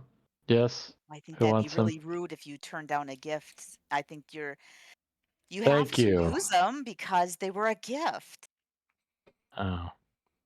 Okay. You don't want them, I'll take them. You don't want to insult our hostess if we don't even know who she is. So yeah, Baz would ask, like, could you tell me where we would find Shemeska? I believe that she's expecting us. I don't know. You don't know. Fair enough. Yeah. Maybe she wants to see what we're going to do with this, right? She gave us a gift. Now we kind of have to prove ourselves or something, to see if we're worth more of an investment or her attention. Seems like think we got she quite a wants bit of her us- attention. To gamble with these. Yeah, Excuse but me, how much is this worth? How much is one of these tokens? 10 gold. Oh, Not too bad. So you're thinking this is sort of some sort of test, Cerebella? I think so. Because what game you choose says a lot about you and how you approach this. Maybe it just reveals, the measure of who you are. I immediately go to cash in these coins. Okay. The little imp. Yeah, I don't think the imp really passes much judgment. He's just around, just doing my fucking job. And he takes the leaves, and he gives you 100 gold pieces. Thanks. Yeah. I'm gonna What- go find our guide, and I'm gonna give her 10. Here you go. Thanks. Thank you so much, Zilloff. Oh, and she gives you like a big hug. Oh, this just made my day. Thank you so much. Just closes his eyes. Stop, please. Oh, Sorry, that was very unprofessional. I am so sorry. I just was not expecting that. that's fine. And you helped us out. Thank you. I'm gonna go meet up with the rest of the Oh. group. Okay, I'll be here. Hmm. So what do the Zilloff rest will of come you back. want to do with your bounty? What do we see in this space? Like, In the current space, you don't see anything. It doesn't seem like this is the gaming area, but you know, if you ask like the imp or whatever, he would direct you down towards kind of down towards the southern hall here. And he'll say, you know, follow the doors that it'll take you to a fountain. Go past the fountain, you'll see the whole gaming hall there.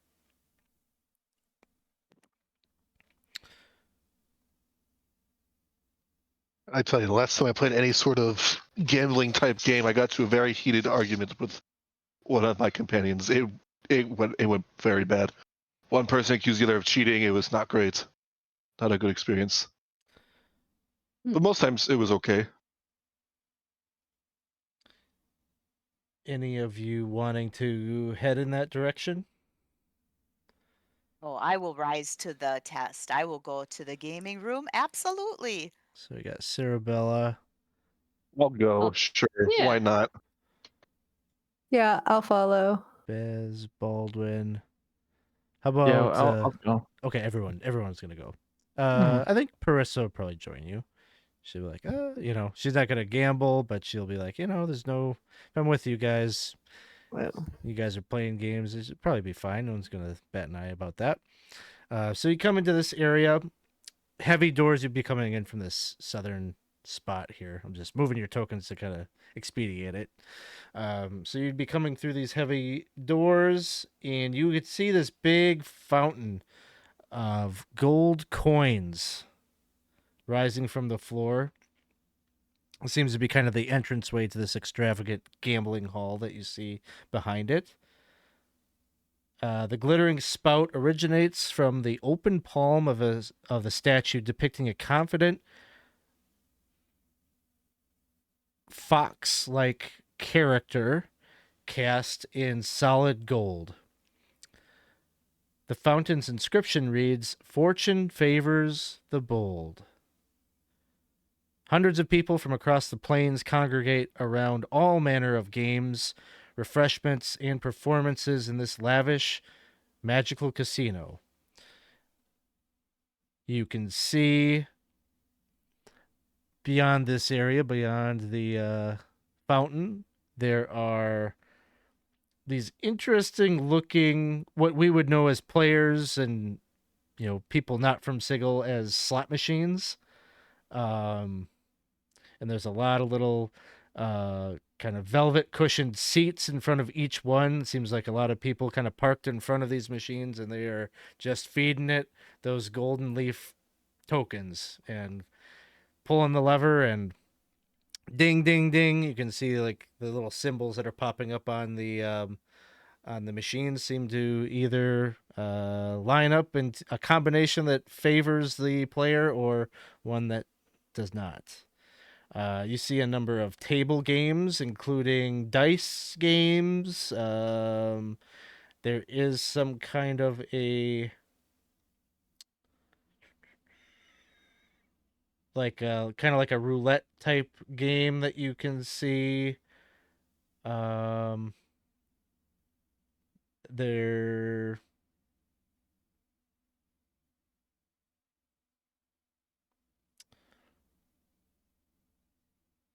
is also a, like, you know how it's like maybe some casinos might have like these big ticket items that you can like win, like a big fancy car or something like that. There's kind of like that. There's like this big weird metal barrel shaped contraption with like here, I gotta move your tokens out a little bit so you can see it. I think right over here is where I'm trying to point to. But big barrel contraption with little claw arms and like 6 legs that jut off of it. Clack, you don't really know why, but like you recognize this thing, or like you know that that's like a vehicle, like all of the Artificer pieces that like you don't think that you should understand but do. Like, you know that's like Ooh. this awesome like contraption that could fit your entire party and still be pretty roomy on the inside. Looks like there's a number of guards that are kind of positioned, two little demon-like creatures or fiend-like creatures, with little tridents that are floating about it, to protect it from probably just from people like getting their little thumbprints on it or something. The other big thing that you probably see in here, there's a stage on the far east side of the hall, and then up over here, you see the object that probably this casino derives its name from. There's a huge, dazzling, upright roulette wheel decorated with blinking lights and prizes galore that rises from an ornate stage. Parissa, do you know what that is over there? That's Fortune's Wheel. I think it's kind of costly to play it, but you can win some pretty nifty prizes if you get lucky. Have you ever played it? No. I think it's five razor leaves per spin. So I mean, Ooh. 10 gold's a lot for me. I could only buy one. But you guys have a lot. You could play. What do you win? Well, let's go find out, I guess. Respect. That's what we win. Fortune favors the bold. I think we should be bold and give it a whirl. Clack's eyeing the contraption and like doesn't know why he feels so drawn to this shiny vehicle, but he knows he wants it and he wants to hear the engine purr. All right. So it sounds like Cerebella, and who else is going to the wheel? Oh, I'm going. And I'm gonna. So, Yeah, I'm going to the wheel. Cerebella, Baldwin, and Baz are all going to the wheel. I think Parissa is probably going there too. Clack, you're going over to the contraption. What is Yeah, Zilloff up to? I'll stay with. Actually, no. I'll go to the wheel. Okay. I'm kind of just in the background, but I'll go to the wheel. mhm. So Clack, you go up to the this golden apparatus. The two little fiendish creatures are kind of eyeing you warily.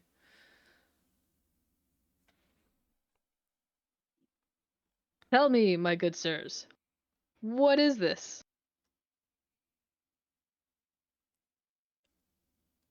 You're saying this in common? Yes. Yeah, I think that's all he knows. They both kind of like look at each other, Oh. and then they look at you, and you can just like hear something like in your head, like a telepathic message that just says, "No touching."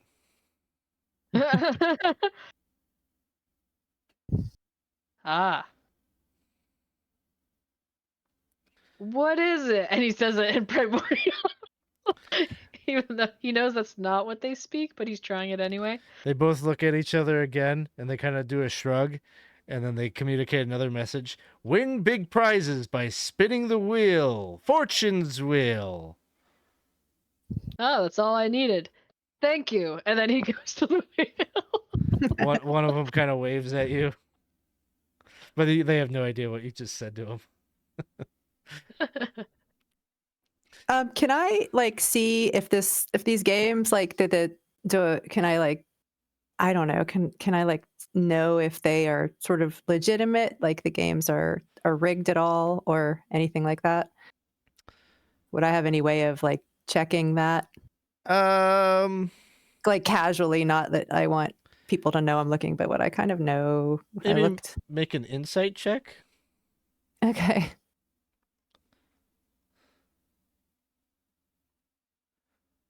15. So as you're like moving about the casino, like for sure you see like some people like winning at their machine or whatnot. But for the most part, you know, like you don't see anything out of the ordinary that makes you feel like things aren't on the up and up. But you know, I think your character is probably aware enough that you're in a business and that casino is a business of odds, Right. and the odds are always going to probably be in the favor of the house. Just a casual glance around, like you're kind of like measuring up, maybe like, does it seem like odd, like ratio of winners to losers, and like nothing strikes you as like super out of the ordinary. Like it doesn't look like anything terrible is happening to people as they're losing or anything. They're just losing their money. Yeah, or kind of staying, you know, staying afloat enough that they spend a lot of time here. You do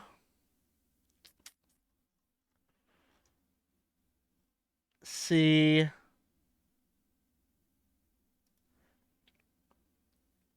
maybe down here there's a interesting looking bar on the south side of the gambling hall. That looks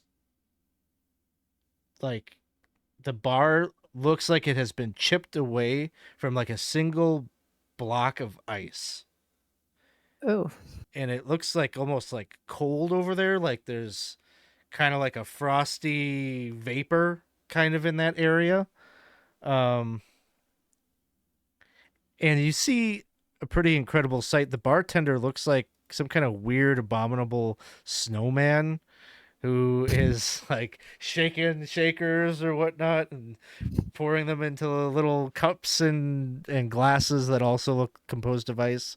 And over there you see there's this white dragon that seems like it is like sobbing uncontrollably. Oh no. Oh, sorry, go ahead. I would indicate the dragon to the party and say it looks like fortune maybe didn't favor the dragon tonight. I might go over there, kind of look at the dragon, and then look at. I would move. I would like peel off, and just like look at the bar, and just put like my head on the bar and start rolling it on it. Sounds good. That feels good. Thank you for the follow, DS or D Sloppy. Appreciate that. Thanks for hanging out with us.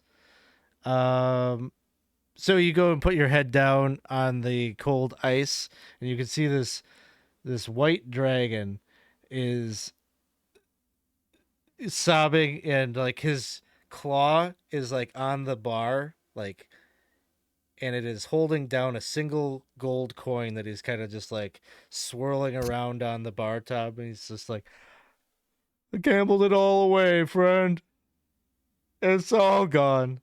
The entire hoard. It's all gone.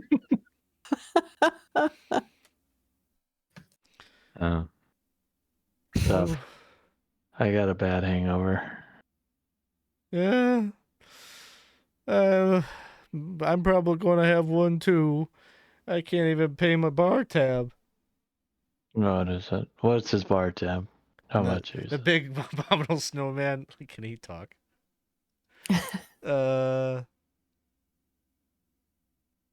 He says, No. and the dragon just looks at you. I imagine he said 100 gold pieces, because that's what it is. I've been counting. Oh.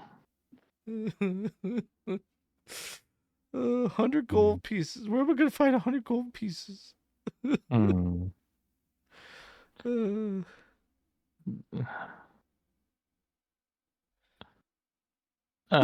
know if you're gonna. I was gonna just. Oh God. All right. I can't give you 100, but I can give you something. I have 95. That's what I got. 95? Yeah. What's your name? Winter's Bite. Hmm. What? Oh. It's my name. No, no. I wasn't. My character wasn't laughing. More like Loser's Bite, right? 95 though. Thank you. Yes. Wait, you said, and he's like looking over at you, Clack. You said you would help too? Yeah, I could cover the difference. Oh. And you're sliding your coin across the bar, and the Yeti just like kind of scoops it up into the little tray that he's collecting coinage and whatnot in. And the dragon kind of sits up and he says, "Oh, maybe I don't have any money anymore, but I've got friends. Thank you so much. You're a true friend of Dragonkind. Thank you. There's anything I can ever do for you guys, you just let me know." Sure thing. Yeah. Keep in mind having a white dragon as our buddy. And you said your name was Winter's Bite? Yeah, Winter's Winter's Bite. Oh. All right. I'm Clack. Pleasure to meet you. Oh, man, I don't want to tell you what I was just thinking about doing. I am glad that you guys showed up when you did. I was thinking some crazy thoughts. Betcha you weren't. I don't know. I let's hear the crazy thoughts you were doing, huh? I was thinking well, you won't tell anyone or you won't laugh? I'll tell him. I'll talk to him in Draconic. Oh, I'm you not know gonna lie. Draconic. You Hmm. were full of surprises, my little buddy. Yeah. Zilloff. Zilloff and Hmm. Clack. I was Yep. gonna kind of wreck up the place a little bit. Where ya? I thought maybe that would work. You think it would have worked? Well, Well, because I figured they just like at worst they just kick me out, right? Like they don't Hmm. want to deal with a big old dragon. I don't know. Is that dumb? Hmm. Maybe. I don't I know. don't have to worry about it. Oh, bless your heart. Here, come on. I want you to meet some of my friends. Okay. So So I'm gonna yeah, say in going over to common. the big wheel. Yeah. Oh, yep. I spent a lot of money on this one. So now that you guys are over here by the Fortune's wheel, it is 5 razor leaves to play the wheel. There's a big plush throne that sits before the wheel with before a marble platform fitted with a coin slot. Seems like where you can put the tokens in if you want to take a spin. Well, I don't think Cerebella would wait too long. Like, she's not all about want- taking turns. Do you want to go first or shall I? You seem the most I'm giddy about this. pretty eager to give it a whirl. Yeah. I don't know as if she would have. She might have, like, when you started speaking with her, paused, like, oh, yeah, maybe I shouldn't just barge ahead here, but pretty much would have barged ahead. All right. So Cerebella, you put your 5 coins in, and like the whole thing lights up, and it's making like the most noise out of any machine in here. Like, and everybody turns their heads as soon as this thing Yeah, that's lights right. up. That's right. Big spender right here, giving it a whirl. Instantly, like a crowd forms, and like now there's a big white dragon sitting there, just like living vicariously through you. Go ahead and roll a d10. All right. You want high numbers. You really want a 10 if you could get a 10. Come on. I really want a 10. Yeah, you do. Aw, no, five? I got a 5. So the thing do, and it lands on this little symbol of a coin. And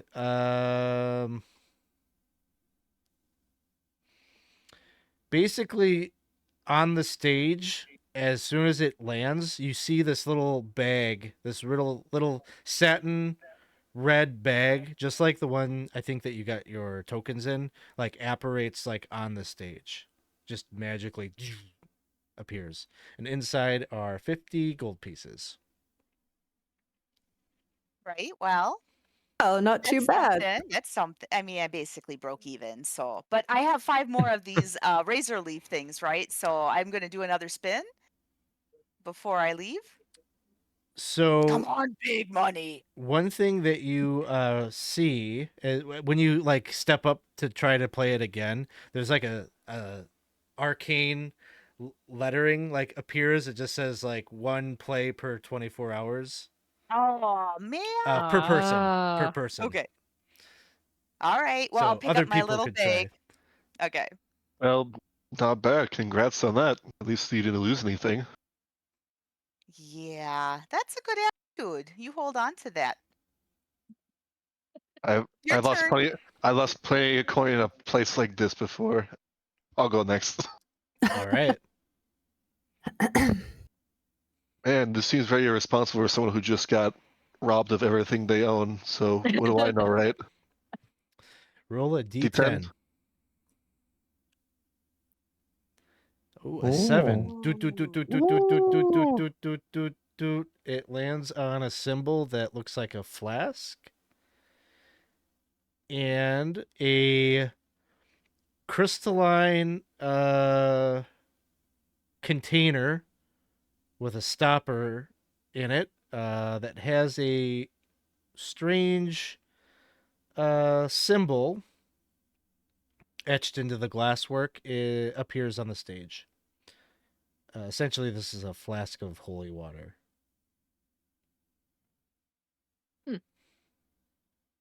Now, Cerebella, if you wanted to use your other 5 leaves, you have Zilloff or Parissa could like play as your surrogate. I think Cerebella would go for that. She wants, if she wins big, she wants to win big. You don't want any like So- complications in like who owns the stuff. Oh, It's like the lottery I ticket want the that spotlight, man. Yeah, It wouldn't even occur to her to like offer it to somebody else. Do we think that the 10 is the? I mean, is there a way to know what the 10 would be the vehicle, or is that? Could All I'll we say- maybe ask? all I'll say is there are 3 wheels, and when you spin, you're only spinning one of the wheels. Oh. So Could I at least ask maybe our friend Winter's Fang, right? That's his Winter's sure. Bite. Winter's Bite. Yeah. Winter's Bite. Oh, sorry. I would say, do you know a way you could win here? you want it to light up. You want it to light up so you can spin all the wheels.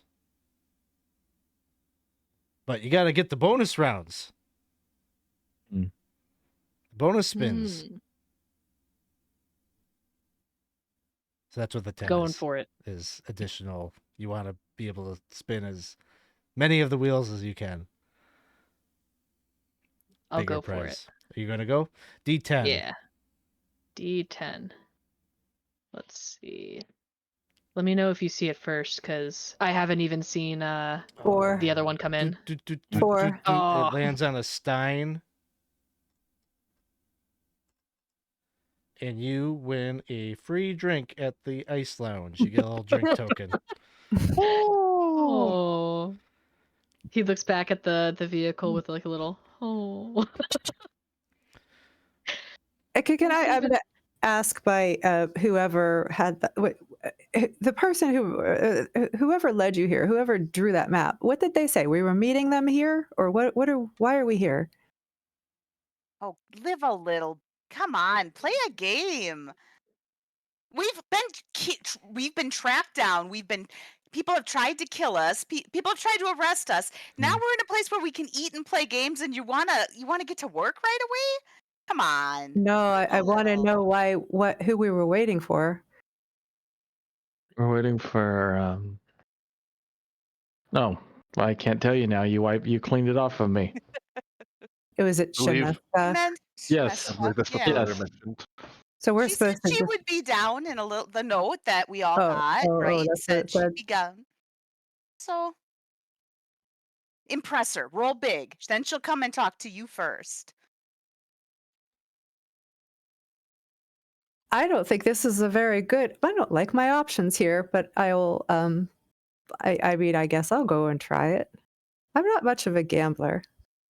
I'm much more of a, spender.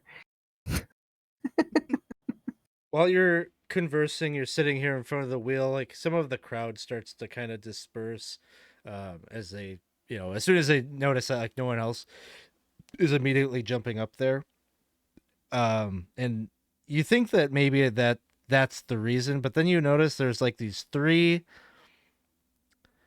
kind of skeletal visage characters that have like kind of dark crimson cloaks on, are kind of meandering over to you. They just look like just skeletal bodies swimming in these big flowing robes. And one of them kind of sidles up to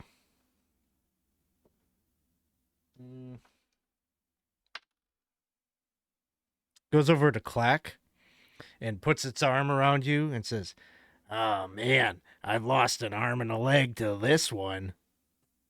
And then another one like goes over to Zilloff and says, "Hey, wanna lend me a hand?"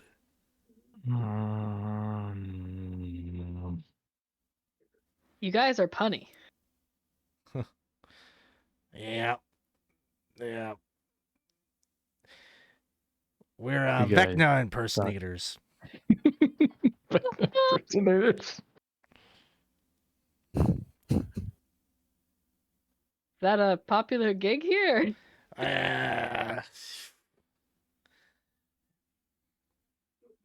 It's 11.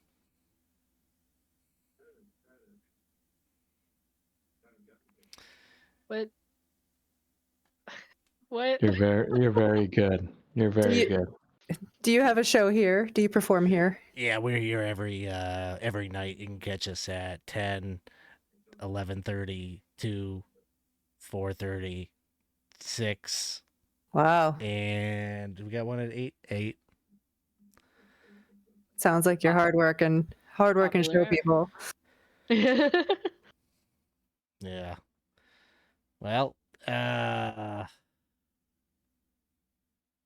What brings you to the wheel? Were you gonna well, try? Lose another arm? Lose another leg? oh, it's you were playing and wanted to see if any of your see if you want anything or not.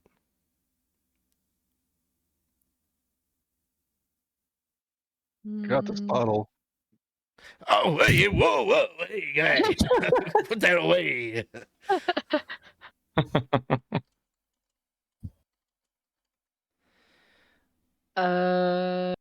Do we need anything? I don't believe so.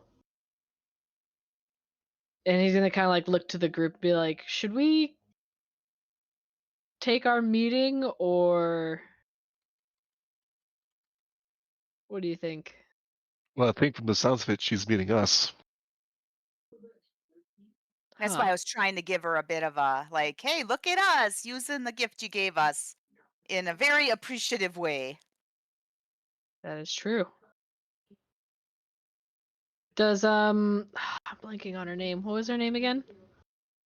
Parissa? Sorry, can you say it one more time?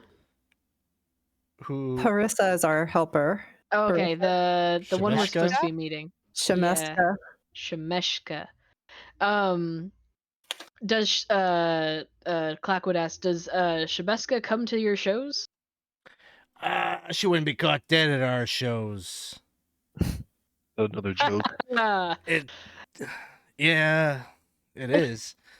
Why are you looking for her? You here to meet her? Yeah. Well, Or just- Yep. she goes. Sometimes we have the after parties. Like she shows up there sometimes.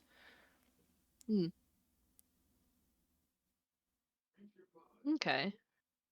When is your after party? Well, tonight after the show, we'll have one. It's gonna be Which show? the one 8 o'clock, guys. Yeah, 8 o'clock. We'll Okay. do that for a bit. About 10, we'll probably have the party. All right. And are we See? gonna? Do we have to sit? Can we wait outside? Do we have to listen to your show? No, you don't have to listen to our show. A lot of people find it a bit too macabre. Ah, I get it. Yep. Okay, well, nice chatting with you. Goodbye. And they start strolling away. Knock it dead. Did any of you still have golden leaves? Yeah. What are your We have passive 5. perceptions? Not high enough to probably know if I got pickpocketed if that's the case. Yep. Yeah. I have a 15. Okay. Anyone have 14. higher than that? Anybody? Does 13. how about our dragon buddy? Dragon buddy. Oh, that's a good question. They're buds now. Your dragon buddy says, "Hey, stop right there!"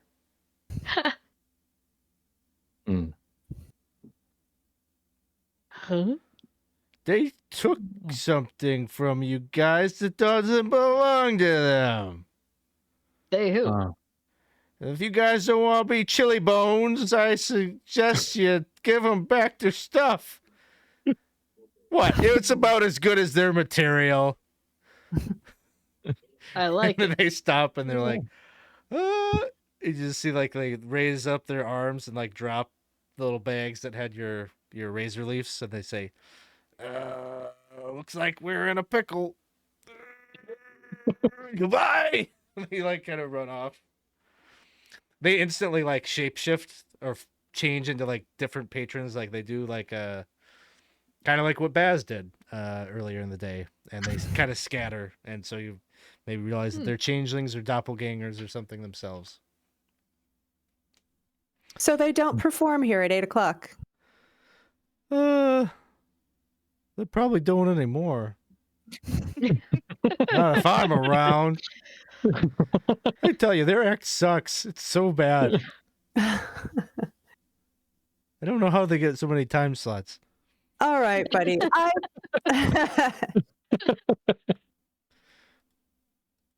Well, I appreciate you looking out for us. Yeah, Thank you thanks. for that. Hey, how about would you like to spin the wheel for me then? It just as a payback for. Would I ever? But listen, you gotta have good luck here. Could you get some good luck? Maybe try it with It started your with you other. guys. It started with meeting my buddy Zilloff over there and Klakacht, and now the rest of you. You're all friends of Dragonkind. Yep. Clack's gonna return the coins that were dropped on the floor to the respective folks. Okay, so I would pay for him to spin Okay. one time. Yeah. Why don't you roll it? Was it a D10? D10. 7. We hit a 7, didn't we? Yeah. Which? I think that was the, I think it's the holy water. There's the holy water. You get another holy water. Okay. Well, This- thank you. This would have been a good night for player rerolls. So all of a sudden, as you play again, the lights dim in the casino, and the crowd starts to kind of murmur with anticipation, and a spotlight appears in the hall's vaulted ceiling and casts a golden glow on the casino floor. A grand spiral staircase twists down from the portal in the ceiling, accompanied by an orchestra. Or, the sound of an orchestra. Almost like building anticipation for this, whatever is apparating in the middle of the hall. And suddenly, you just see this copper-furred, fox-headed being dressed in an exquisite gown, gracefully descending the stairs, and her arrival is met with thunderous applause. And she just like gracefully comes down off of the stairs, and like there's like a server with a platter that like perfectly timed. She just like gracefully plucks it off the platter, takes a drink, and she says, "Friends, are we having fun?" And everyone raises their drinks or claps and cheers, and she's starts to just kind of mingle throughout the hall. But there can be no doubt that this is Shemeshka. Oh.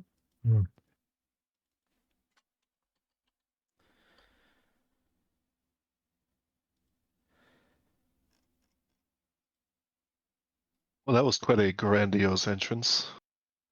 Aw. Oh wow. Sorry. We all see the picture and go, aw, Oh. kind of cute. The fancy dress. A lot of Mhm. spikes.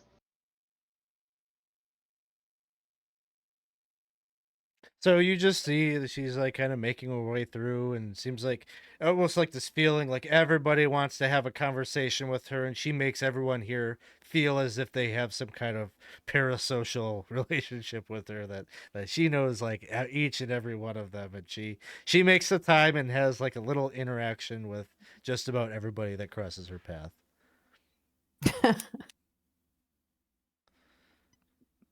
Huh. Um, so I'm going to ask Parissa, have you made her acquaintance? No, I don't know her really. I mean, I know kind of she has a bit of a reputation, and but I don't know a ton about her. I know she's an Arcanoloth. I'm gonna guess you don't know what that is. I don't know what that is. So it's a type of fiend.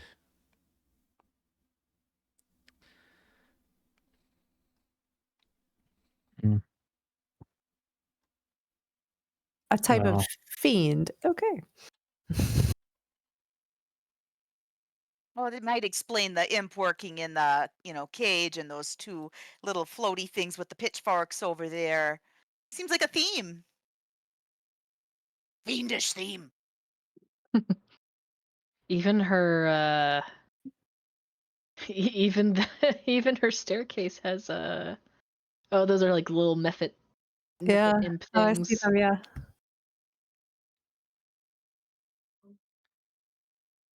Huh. I guess So- Not from around here, but are those the kind of people who have a reputation for soul stealing? gonna look Arcanoloths generally aren't soul stealers, but they do make fiendish deals sometimes. So it's probably best to deal with them carefully. Yeah. Definitely. Don't promise things, no matter how good they sound. But Well, you guys are looking for someone who might be able to help you with this strange thing that you guys are going through. Like this is probably the person. Well, and I believe that they are responsible for getting us here and getting you out of prison. So I think we at least need to, have this meeting.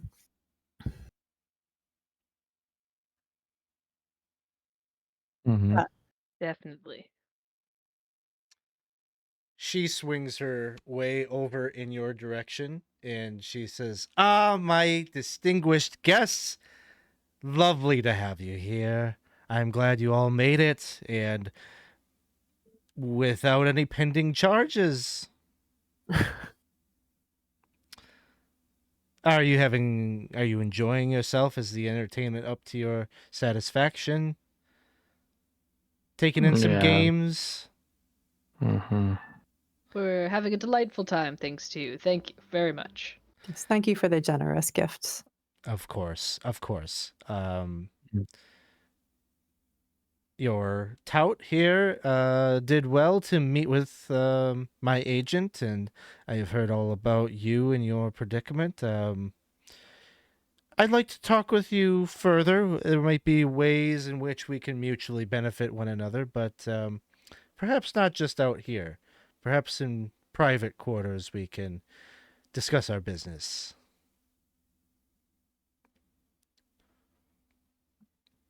Sure. Well, Where would you like to have this discussion? just follow me. Feel free to grab a drink if you need it. No reason. No. And I like did win a free drink. the big dragon is so she's like kind of like moving you all over in this direction to like one of these rooms. The big dragon's kind of lumbering around and she's like, "Not you. Thank you." And he goes, "Oh, I'll wait for you guys out here." All right. We'll see. Thank- We'll see ya. Thank you, We'll have a- Winter's Bite. Yeah, we'll have a chat later. And I think yeah, she'll just take you into maybe this room here. Oh, hey, the wheel dice just came in for me.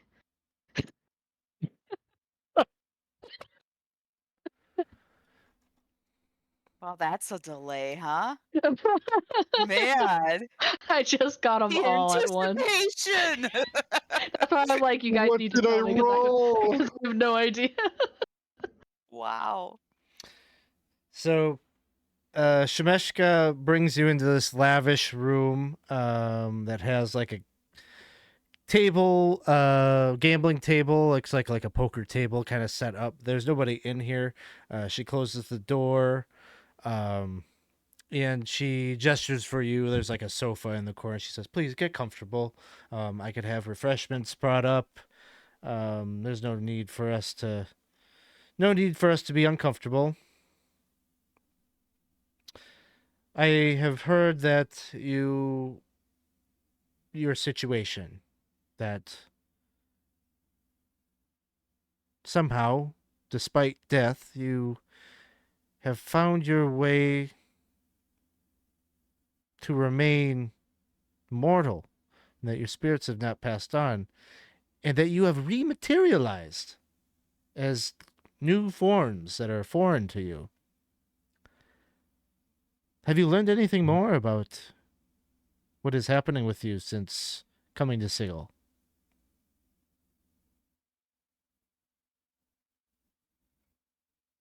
What's in it for you? What's in it for you? You're helping us out. What's in it for you? I merely, It's well, okay. You could tell. It's okay. I've been through this whole thing before.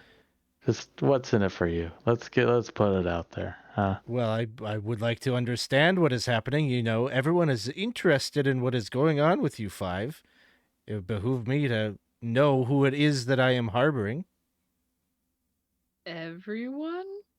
Sorry, who do you mean by everyone? All the factions of Sigil, all of the movers and shakers that want to use you for their own ends. The Doomguard are claiming that your existence is the undoing of the multiverse. The Harmonium are wanting to make an example out of you for bending the laws of creation. And what faction do you represent? I represent me. Oh, I'm sorry. Awfully sorry. You'll have to excuse our my rudeness, my companion's rudeness. I mean, we are very new here. No apologies needed.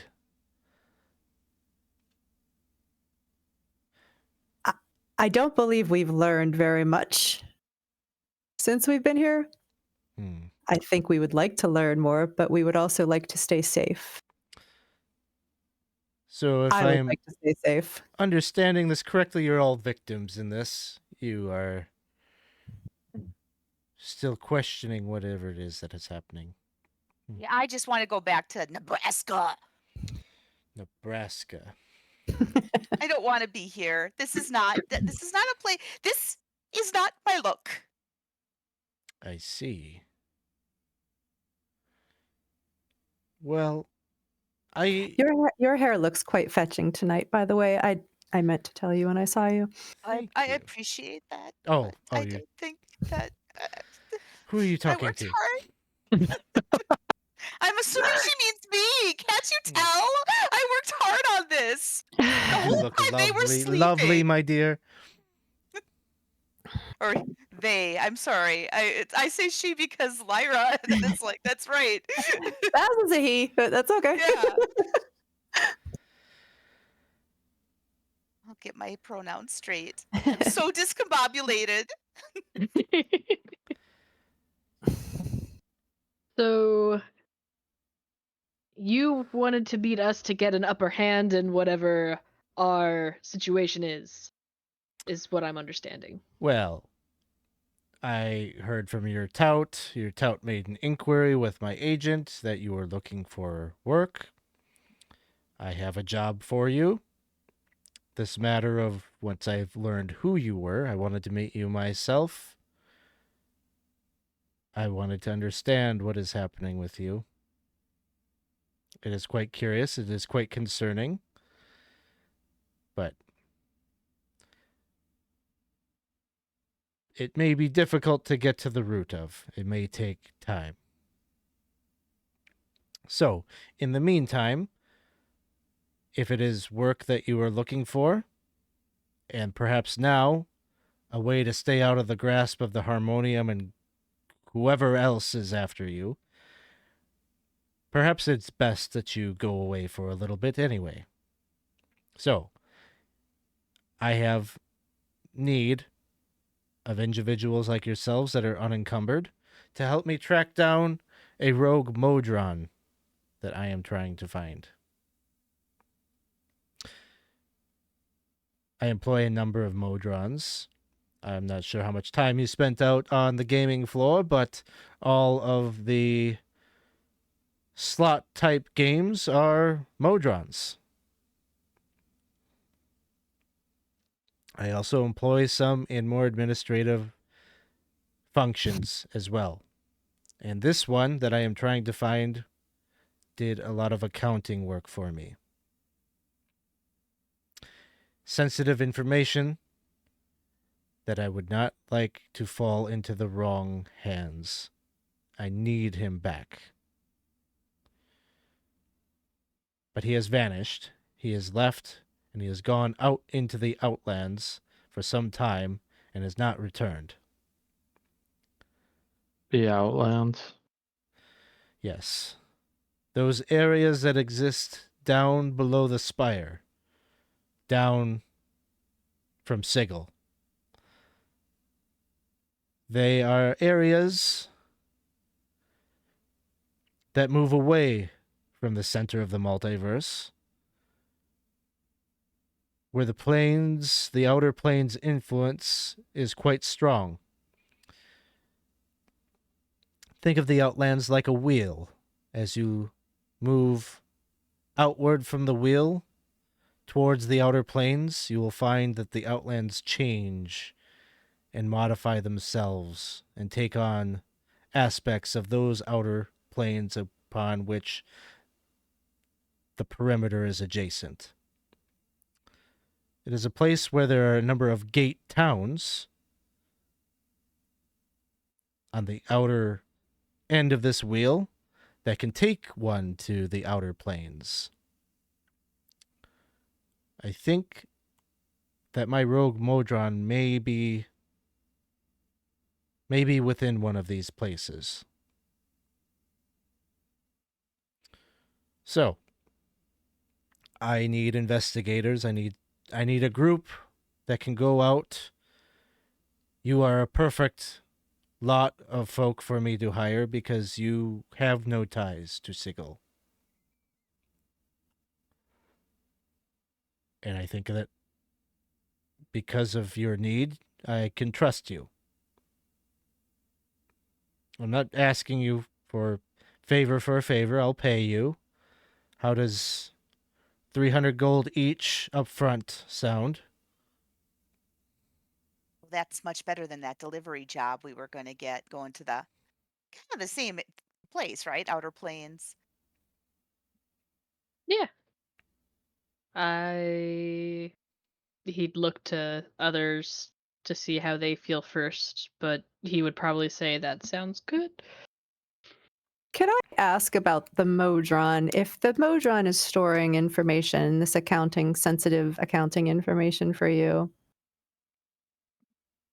is there like is there like a hard drive? Or like, does the Modron, could it be removed from the Modron and put into a different one, or does it disappear if the Modron is destroyed? It could be lost, I suppose, but the Modrons, it could be compelled by a higher order Modron to share what it knows. There are some different methods like that that could extract this information. But the best course of events you would suggest would be just to capture it or find it and bring it back. I would like it alive. I would not like to lose this information. Why did it leave? That Did it leave on its own, or did someone steal it? it left of its own accord. I can't truly explain what is happening. I suppose it's not without historical precedent. The Modrons sometimes are called back to Mechanus. That's Mechanus? a place. Is that a place then? One A of those law- planes? A law-oriented plane, the home of the Modrons. A place of rigid rules and order. But paradoxically, there have been times in history when the Modrons have acted of their own accord and marched throughout the Outlands for reasons that befuddle philosophers and scholars and sages. I'm not suggesting that that is what is happening now with just this one incident, but merely to say,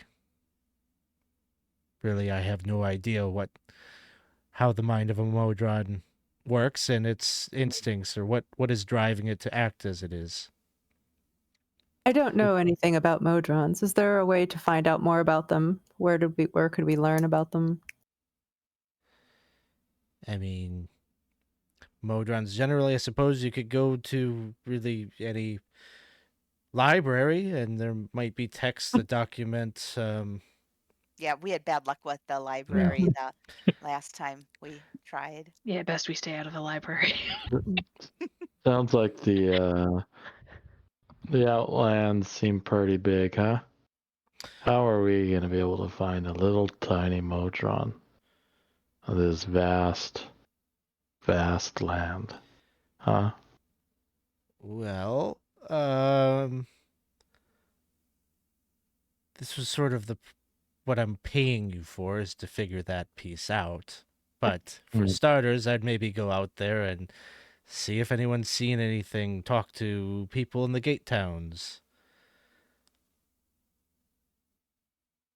Yeah. Do you have like a picture or something? Can we, have you seen this? Well, I'm being serious, Zilloff. This is how you find people. he is a monodrone. So he'll have a spherical body, single eye, and wings, metallic body. This one is called R04M.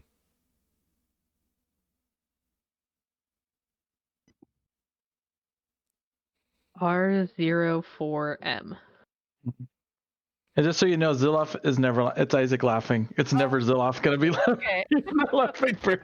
I'm sorry. It's funny, so I start laughing. Like the word Rome. Yes. I guess so. No wonder why he left. You never mind. Rome. It's all right. It was right there in the serial code. We found it. Yeah, is that a number or is that name, that identifier? Would it be marked on the Modron somewhere? How will we know, like, that it's the correct one? Well, I guess you won't. I am hoping that you can use your deductive skills to be able to identify it, see if it responds to this name, see if you can find a Modron that is acting out of sorts. More than likely, that would be the one. This is all unusual behavior, you see, so... I mean, worst case scenario, we go out there and just gather up as many as we can find and then just bring them back, and one of them's got to be the right one, don't you think? We'll just go collect some. Easy. I think we got it in us. This seems like a doable task, don't you think? We're already a crime against the multiverse. Let's add kidnapping to the mix. Crime if we brought it back to you. Is it a crime if you bring me back my Modron? No. Would others think it was a crime? I suppose it depends on the nature of how you bring it back. Maybe the less details I know about your methods, the better. Should you find yourselves in a legal predicament because of actions that you undertake, know that I will do everything in my power to correct the situation with those that are thus offended. I have a long bench of advocates at my disposal. And then I guess my other question would be, are we able to actually leave this building, and are we going to be pursued every time we leave? Or would we, like, could we walk around freely now because we would be linked to this entity? Or, could they provide us passage to the point where we can be You would leaving want to off? be discreet going forward, but that being said, and she fishes out of her side purse a piece of lapis lazuli and hands it over to you, and she says, "This is a gate key. In the clerk's ward, near the base of a gigantic statue, appearing as a three-eyed horse, is a portal that you can take to leave the city. And that'll take you to the Outlands. If need be, I can arrange for you to discreetly be transported there without notice. The Harmonium will not pick up your scent."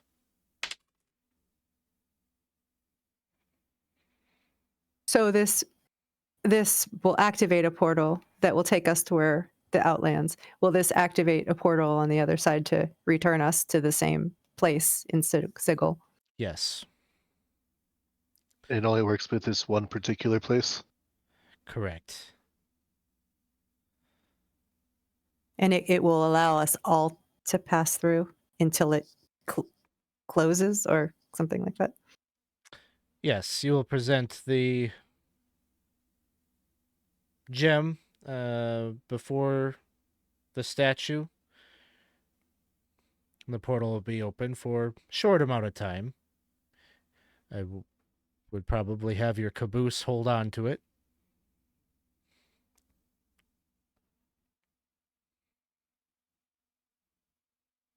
That will close it when it passes through the portal?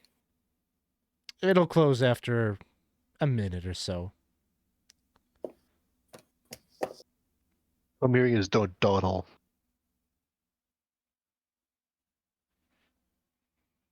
I don't know that I've ever been through a portal. Maybe. Maybe that's how you ended up here. But I have no memory of it. This will be my first time through a portal that I remember. How exciting. Hopefully, we won't forget it, or I mean, It's fine. Portal, yeah, they're fine. You'll be okay. oh, you know about portals? Yeah, I've been through a few. Elemental planes and whatnot. It's it's okay. We'll be fine. This portal, you think it's big enough to get like a giant white dragon through, huh? I mean, just in case we knew one who.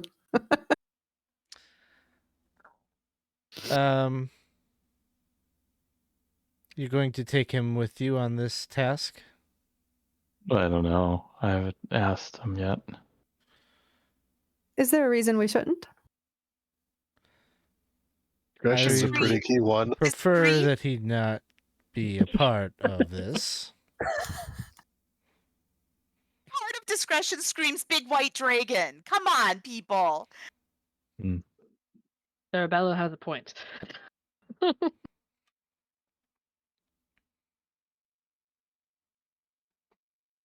I know he's a nice guy. He helped us out. Maybe he can have like a role here while we go out and do our thing. He can be an information gatherer, make him feel, useful. He's lost a lot of money here. His judgment is not the best. It's fine. I don't I know mean, that we would want him really- for his judgment, though. Yeah. If you really think about it, if you just pay him the money, he's going to come back here and spend it anyway. So it's technically like free work. Yeah, there's been some odd behavior that frankly is concerning. Violent behavior. Yeah, he Oh, did that- say he was. That does work out. He did say he was gonna wreck the place. So Yeah, he didn't I have know. to. Yeah. Oh, you know. And what? Oh. Well, that I was overheard the information I conversation. didn't have. I'm sorry. I wouldn't have suggested. I just wanted just company. Seems tormented. Wanted to chat with him a bit. It's okay.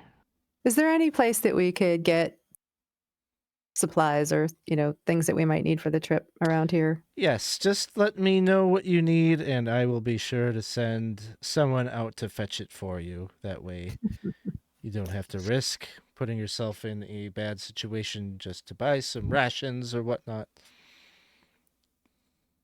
And would you will be putting us up here until we leave? Of course. You are free to stay here as long as you like. Well, at least till tomorrow. I want to spin that wheel again before we go. Could I ask her, what is the top prize on that wheel? The top The prize. The very, very toppest, the most top prize. Best prize. She would probably Grand jackpot, one might say. say. The grand jackpot would be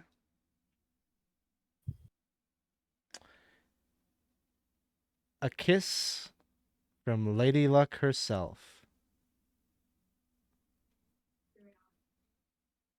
Oh. Is that like a god? Because our gods are not allowed in Sigil. It's from me. No. You're Lady Luck? I am in here.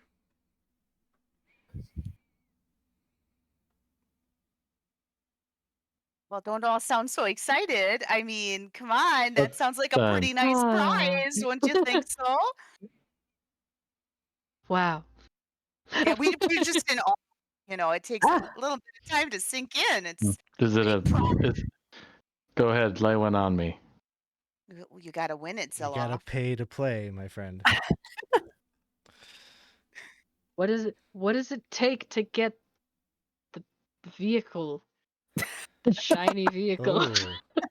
Oh. we thought maybe that was the top prize. Can we trade the kiss? I don't know. know. You might want the kiss. I wouldn't turn down the brief affection of a lovely lady, but also I know I'm not that lucky, so it's, how much luck do I need to win the second best prize? And You just have to hope that the wheels align and turn in favor for you. It's a very low Oh. chance, gotcha. but possible. You would have to roll a 10, and then a 7. Oh wow. In that Okay. order. Would you have to pay for every roll though? Is it like if you got a 10, you'd get a free one? Well, no, when you roll a 10, then you spin on the second wheel. Second wheel, and then It you roll goes our up 10. You have to the next pay, like wheel. you have to No, pay no, again. no. Oh, okay, you no. just keep going. Yeah, I get it. like that's why it's really hard to get like the top prize, because you'd have to hit 10, 10. I got it. Interesting. You wouldn't by any chance consider throwing in a spin of the wheel as part of our compensation? She says, "That seems reasonable. Shall we?" Sure. And All she'll right. escort. I didn't spin it though. It's right. The dragon spun it. She'll escort you all out onto the floor, and she'll say, "By all means, select who your one among you who is well endowed with luck." I think that's Zilloff. He just looks at you and like, no, I don't have good luck. I'm here. I know.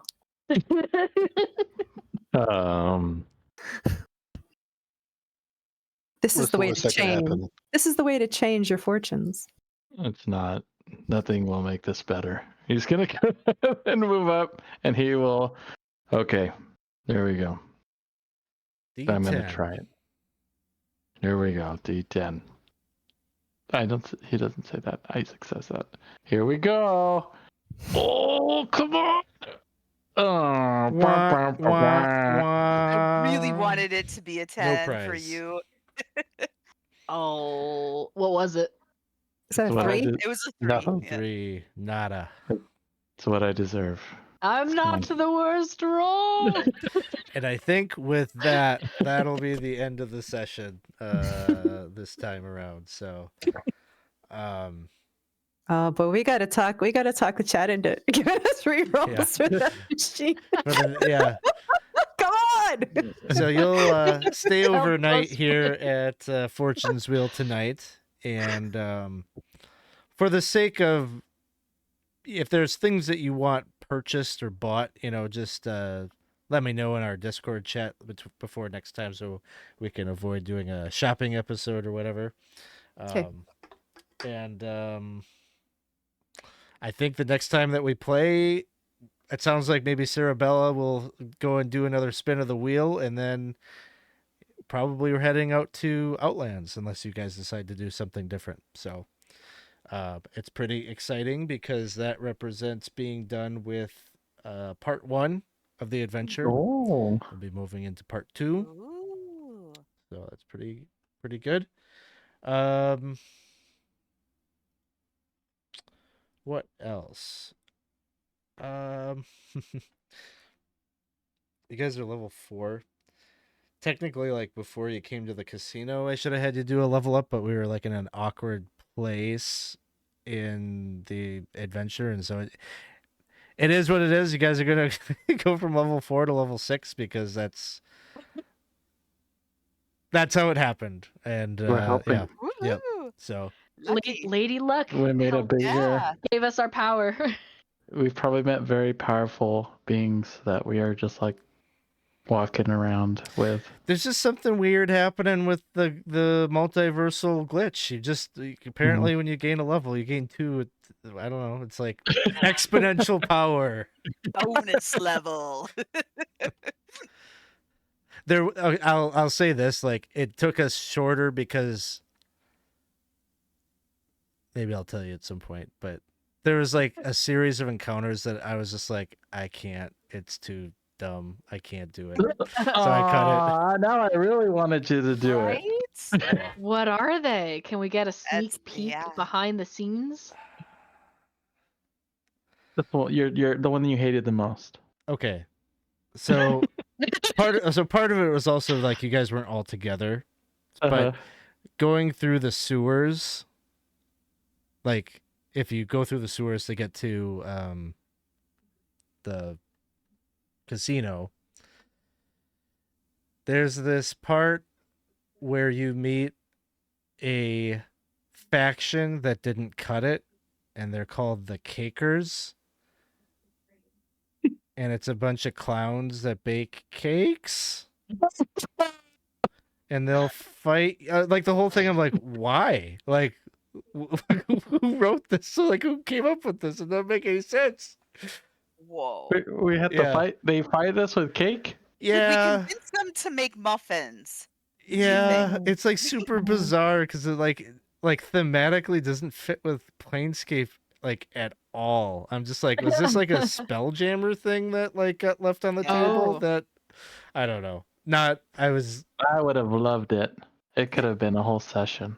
What would I have wasn't what willing would have to been do it. cool? What would have been cool is if like we were all together and like if we were in the sewers and it kind of became like a horror kind of thing where it's like you're going like perception check and like you hear like a distant squeak. Oh my gosh. Yeah. Yeah. Just trying to escape the cloud caverns. So I cut that. I'm sorry if I deprived What you would of have something that been- you really wanted, but It's mostly the voices that I would have loved to hear out of It those. wouldn't. Yeah. It's not the same as the imaginations, you know, like. Yeah, I'm thinking like a bunch of Pennywise Yeah. with like wedding cakes or some ridiculous thing, I right? mean, Like here, you want to see a picture? Yeah, maybe? everyone wants to see I it. do Here want to we sleep go. tonight though, so if it's too Hey, late. I don't know that it's like Hi, Zilly. You want a cake? Hey, we want to Hey there, make some friend. cake. I do think if it was with baked goods, that we might have been a little conflicted, honestly. So there you go. And, oh, Aw, God. that's not too bad. Is that a There's bat one? bugs. There's bugs in it. There's an eyeball in the coffee or whatever. It's not bad, but it's not like there is an unsettling and like an unsettlingness to it. But What's in yeah, the why is teapot? it there? it's like strawberry shortcake on crack is what that. I was kind of, like, when I read through it, I'm like, maybe in Witchlight? yeah. Yeah, But Yeah. why is it here? It doesn't feel like, it feels like it's in the wrong book. I'm just saying, if you did do that, that would have been the 7-syllable one, because strawberry shortcake on crack is 7 syllables. Oh, Ah. There's still a chance. Oh, do you have a poem for us tonight? We're working on it. Okay. ooh. Well, I Well, know yeah. like we're like super over on time or whatever, but do we want to do some gratitude as we close out our session? Sure. I'm gonna throw gratitude out to Lyra and Daw for how their solo situations went out. Like I just really enjoyed hearing like just their takes on like what was happening and their interactions. And it was just kind of, even though like the characters weren't there to see it, it was just really like, I don't know, it's just like I kind of felt like hooked in just like listening to like what you guys were going through, and it was just entertaining and I really liked it. So thank you Yeah. for having solo adventure. I'm gonna piggyback off that. It was nice. Honestly, I could have just not done anything the whole session and just watched you guys play because it was a lot of fun. It was really entertaining. So it was fun watching you and just seeing like your characters alone and seeing how they were interacting. Get kind of like an inside peek of Mhm. kind of who they were. I enjoyed I guess I enjoyed the whole interactions with the at the casino tonight, and I particularly liked Zilloff like slinking over to the dragon, which as soon as I realized the dragon was crying, I knew something was gonna.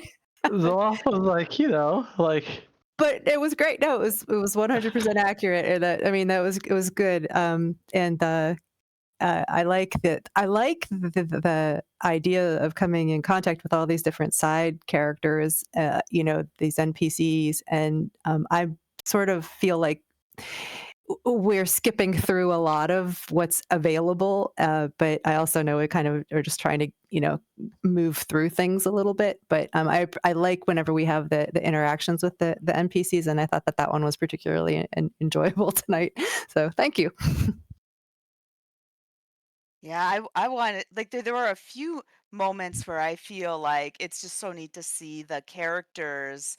As soon as there was the contraption with the 6 legs, and Clack is like, "Oh, beelining to it," and there were several comments that Zilloff made that harken to your past stuff. Like, and you were so quick on it, where it's like a throwaway comment about a soul, and you were like, "No, those are or Yeah. just I love how like even the silliness where it's like, yes, this when I would say something about like this is to prove yourself, and you're like, I immediately go and cash in my chips. Like, so you just like, I don't know, you just capture your characters so like succinctly in those moments. And Alex, all the NPCs you threw our way, and they all had like individual personalities, and it's just like it's like, who else is going to come down, who's going to engage in this philosophical discussion in the prison? And it is fun just to experience those people. So thank you for that. Yeah, I think my gratitude would probably be Dawson and Lyra, because yeah, you guys were doing solo stuff, and when there's only like 2 players like in a scene, or like 1 player in the DM, like it just sometimes can be challenging because like you don't have like the ensemble like piggybacking off of things. But I thought like both of you pushed those scenes that you had like to interesting places that I don't know. It was kind of cool to see like, you're in the driver's seat, and like what are you going to do with that, like everything that Dawson was doing, and just talking to like this random crazy guy that I had like in the cell next to him, like that went like further. Like you had like, oh well, I'll give you 3 questions to like figure out what I did. I was like, oh man, like I don't have like enough material for this like NPC. Like I kind of just rolled it up like right before we went on, but it was a lot of fun. And similarly, like Lyra, like some of the things that you say, like, oh, I'm moving through the city. Like, what do I learn? What do I see? Okay, like, let's create a scene. Like, I don't have anything in mind, but we can invent something that's happening and maybe link it to something that you experienced before. And, And like, Gary. and Gary, and apparently Parissa went to prison.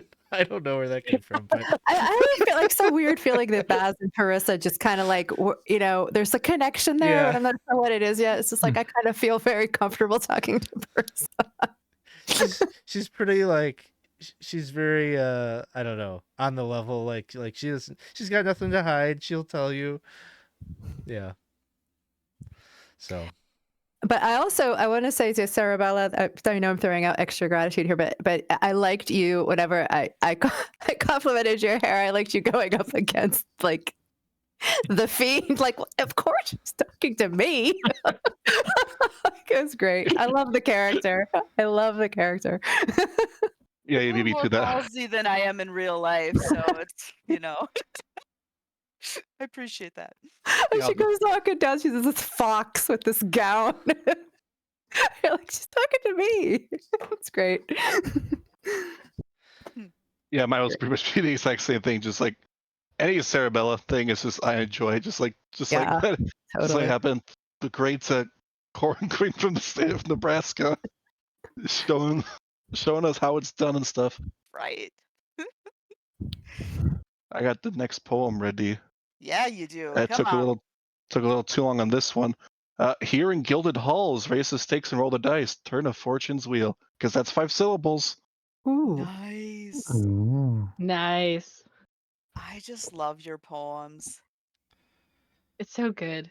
I like that it's like a character thing, but it's also like a summary thing. The Yeah. poems are great. They just sound so like wise.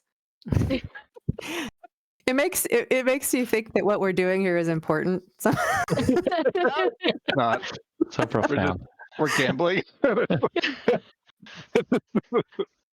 Hey guys, In I the don't have a Gilded problem or anything, but Halls. Oh. oh, Well, thank you all. I think now that we're past some busy craziness, we'll be back into a little bit of a flow here. So we'll be back next week, Wednesday at 7:30, and we'll be playing weekly after that. So, what else we got going on this week? We're gonna be playing some Silent Hill stuff over on the gaming channel tomorrow night around 8. And then Saturday morning, we've got Dolmenwood again at 10 a.m. So looking forward to that. If you haven't joined us in Discord yet, please jump in there. Come say hi to us and hang out with us in between our games and maybe catch a game yourself. I think we're going. Oh, go ahead. aren't Baldwin's poems are all in Discord, aren't they? Yes, they are. Yeah, So okay. if you just That catch alone. this for the first time tonight and you want to you don't have time to watch all the past episodes or whatever, you just read these poems. It'll perfectly capture everything that has happened to these characters. So, yeah. All right.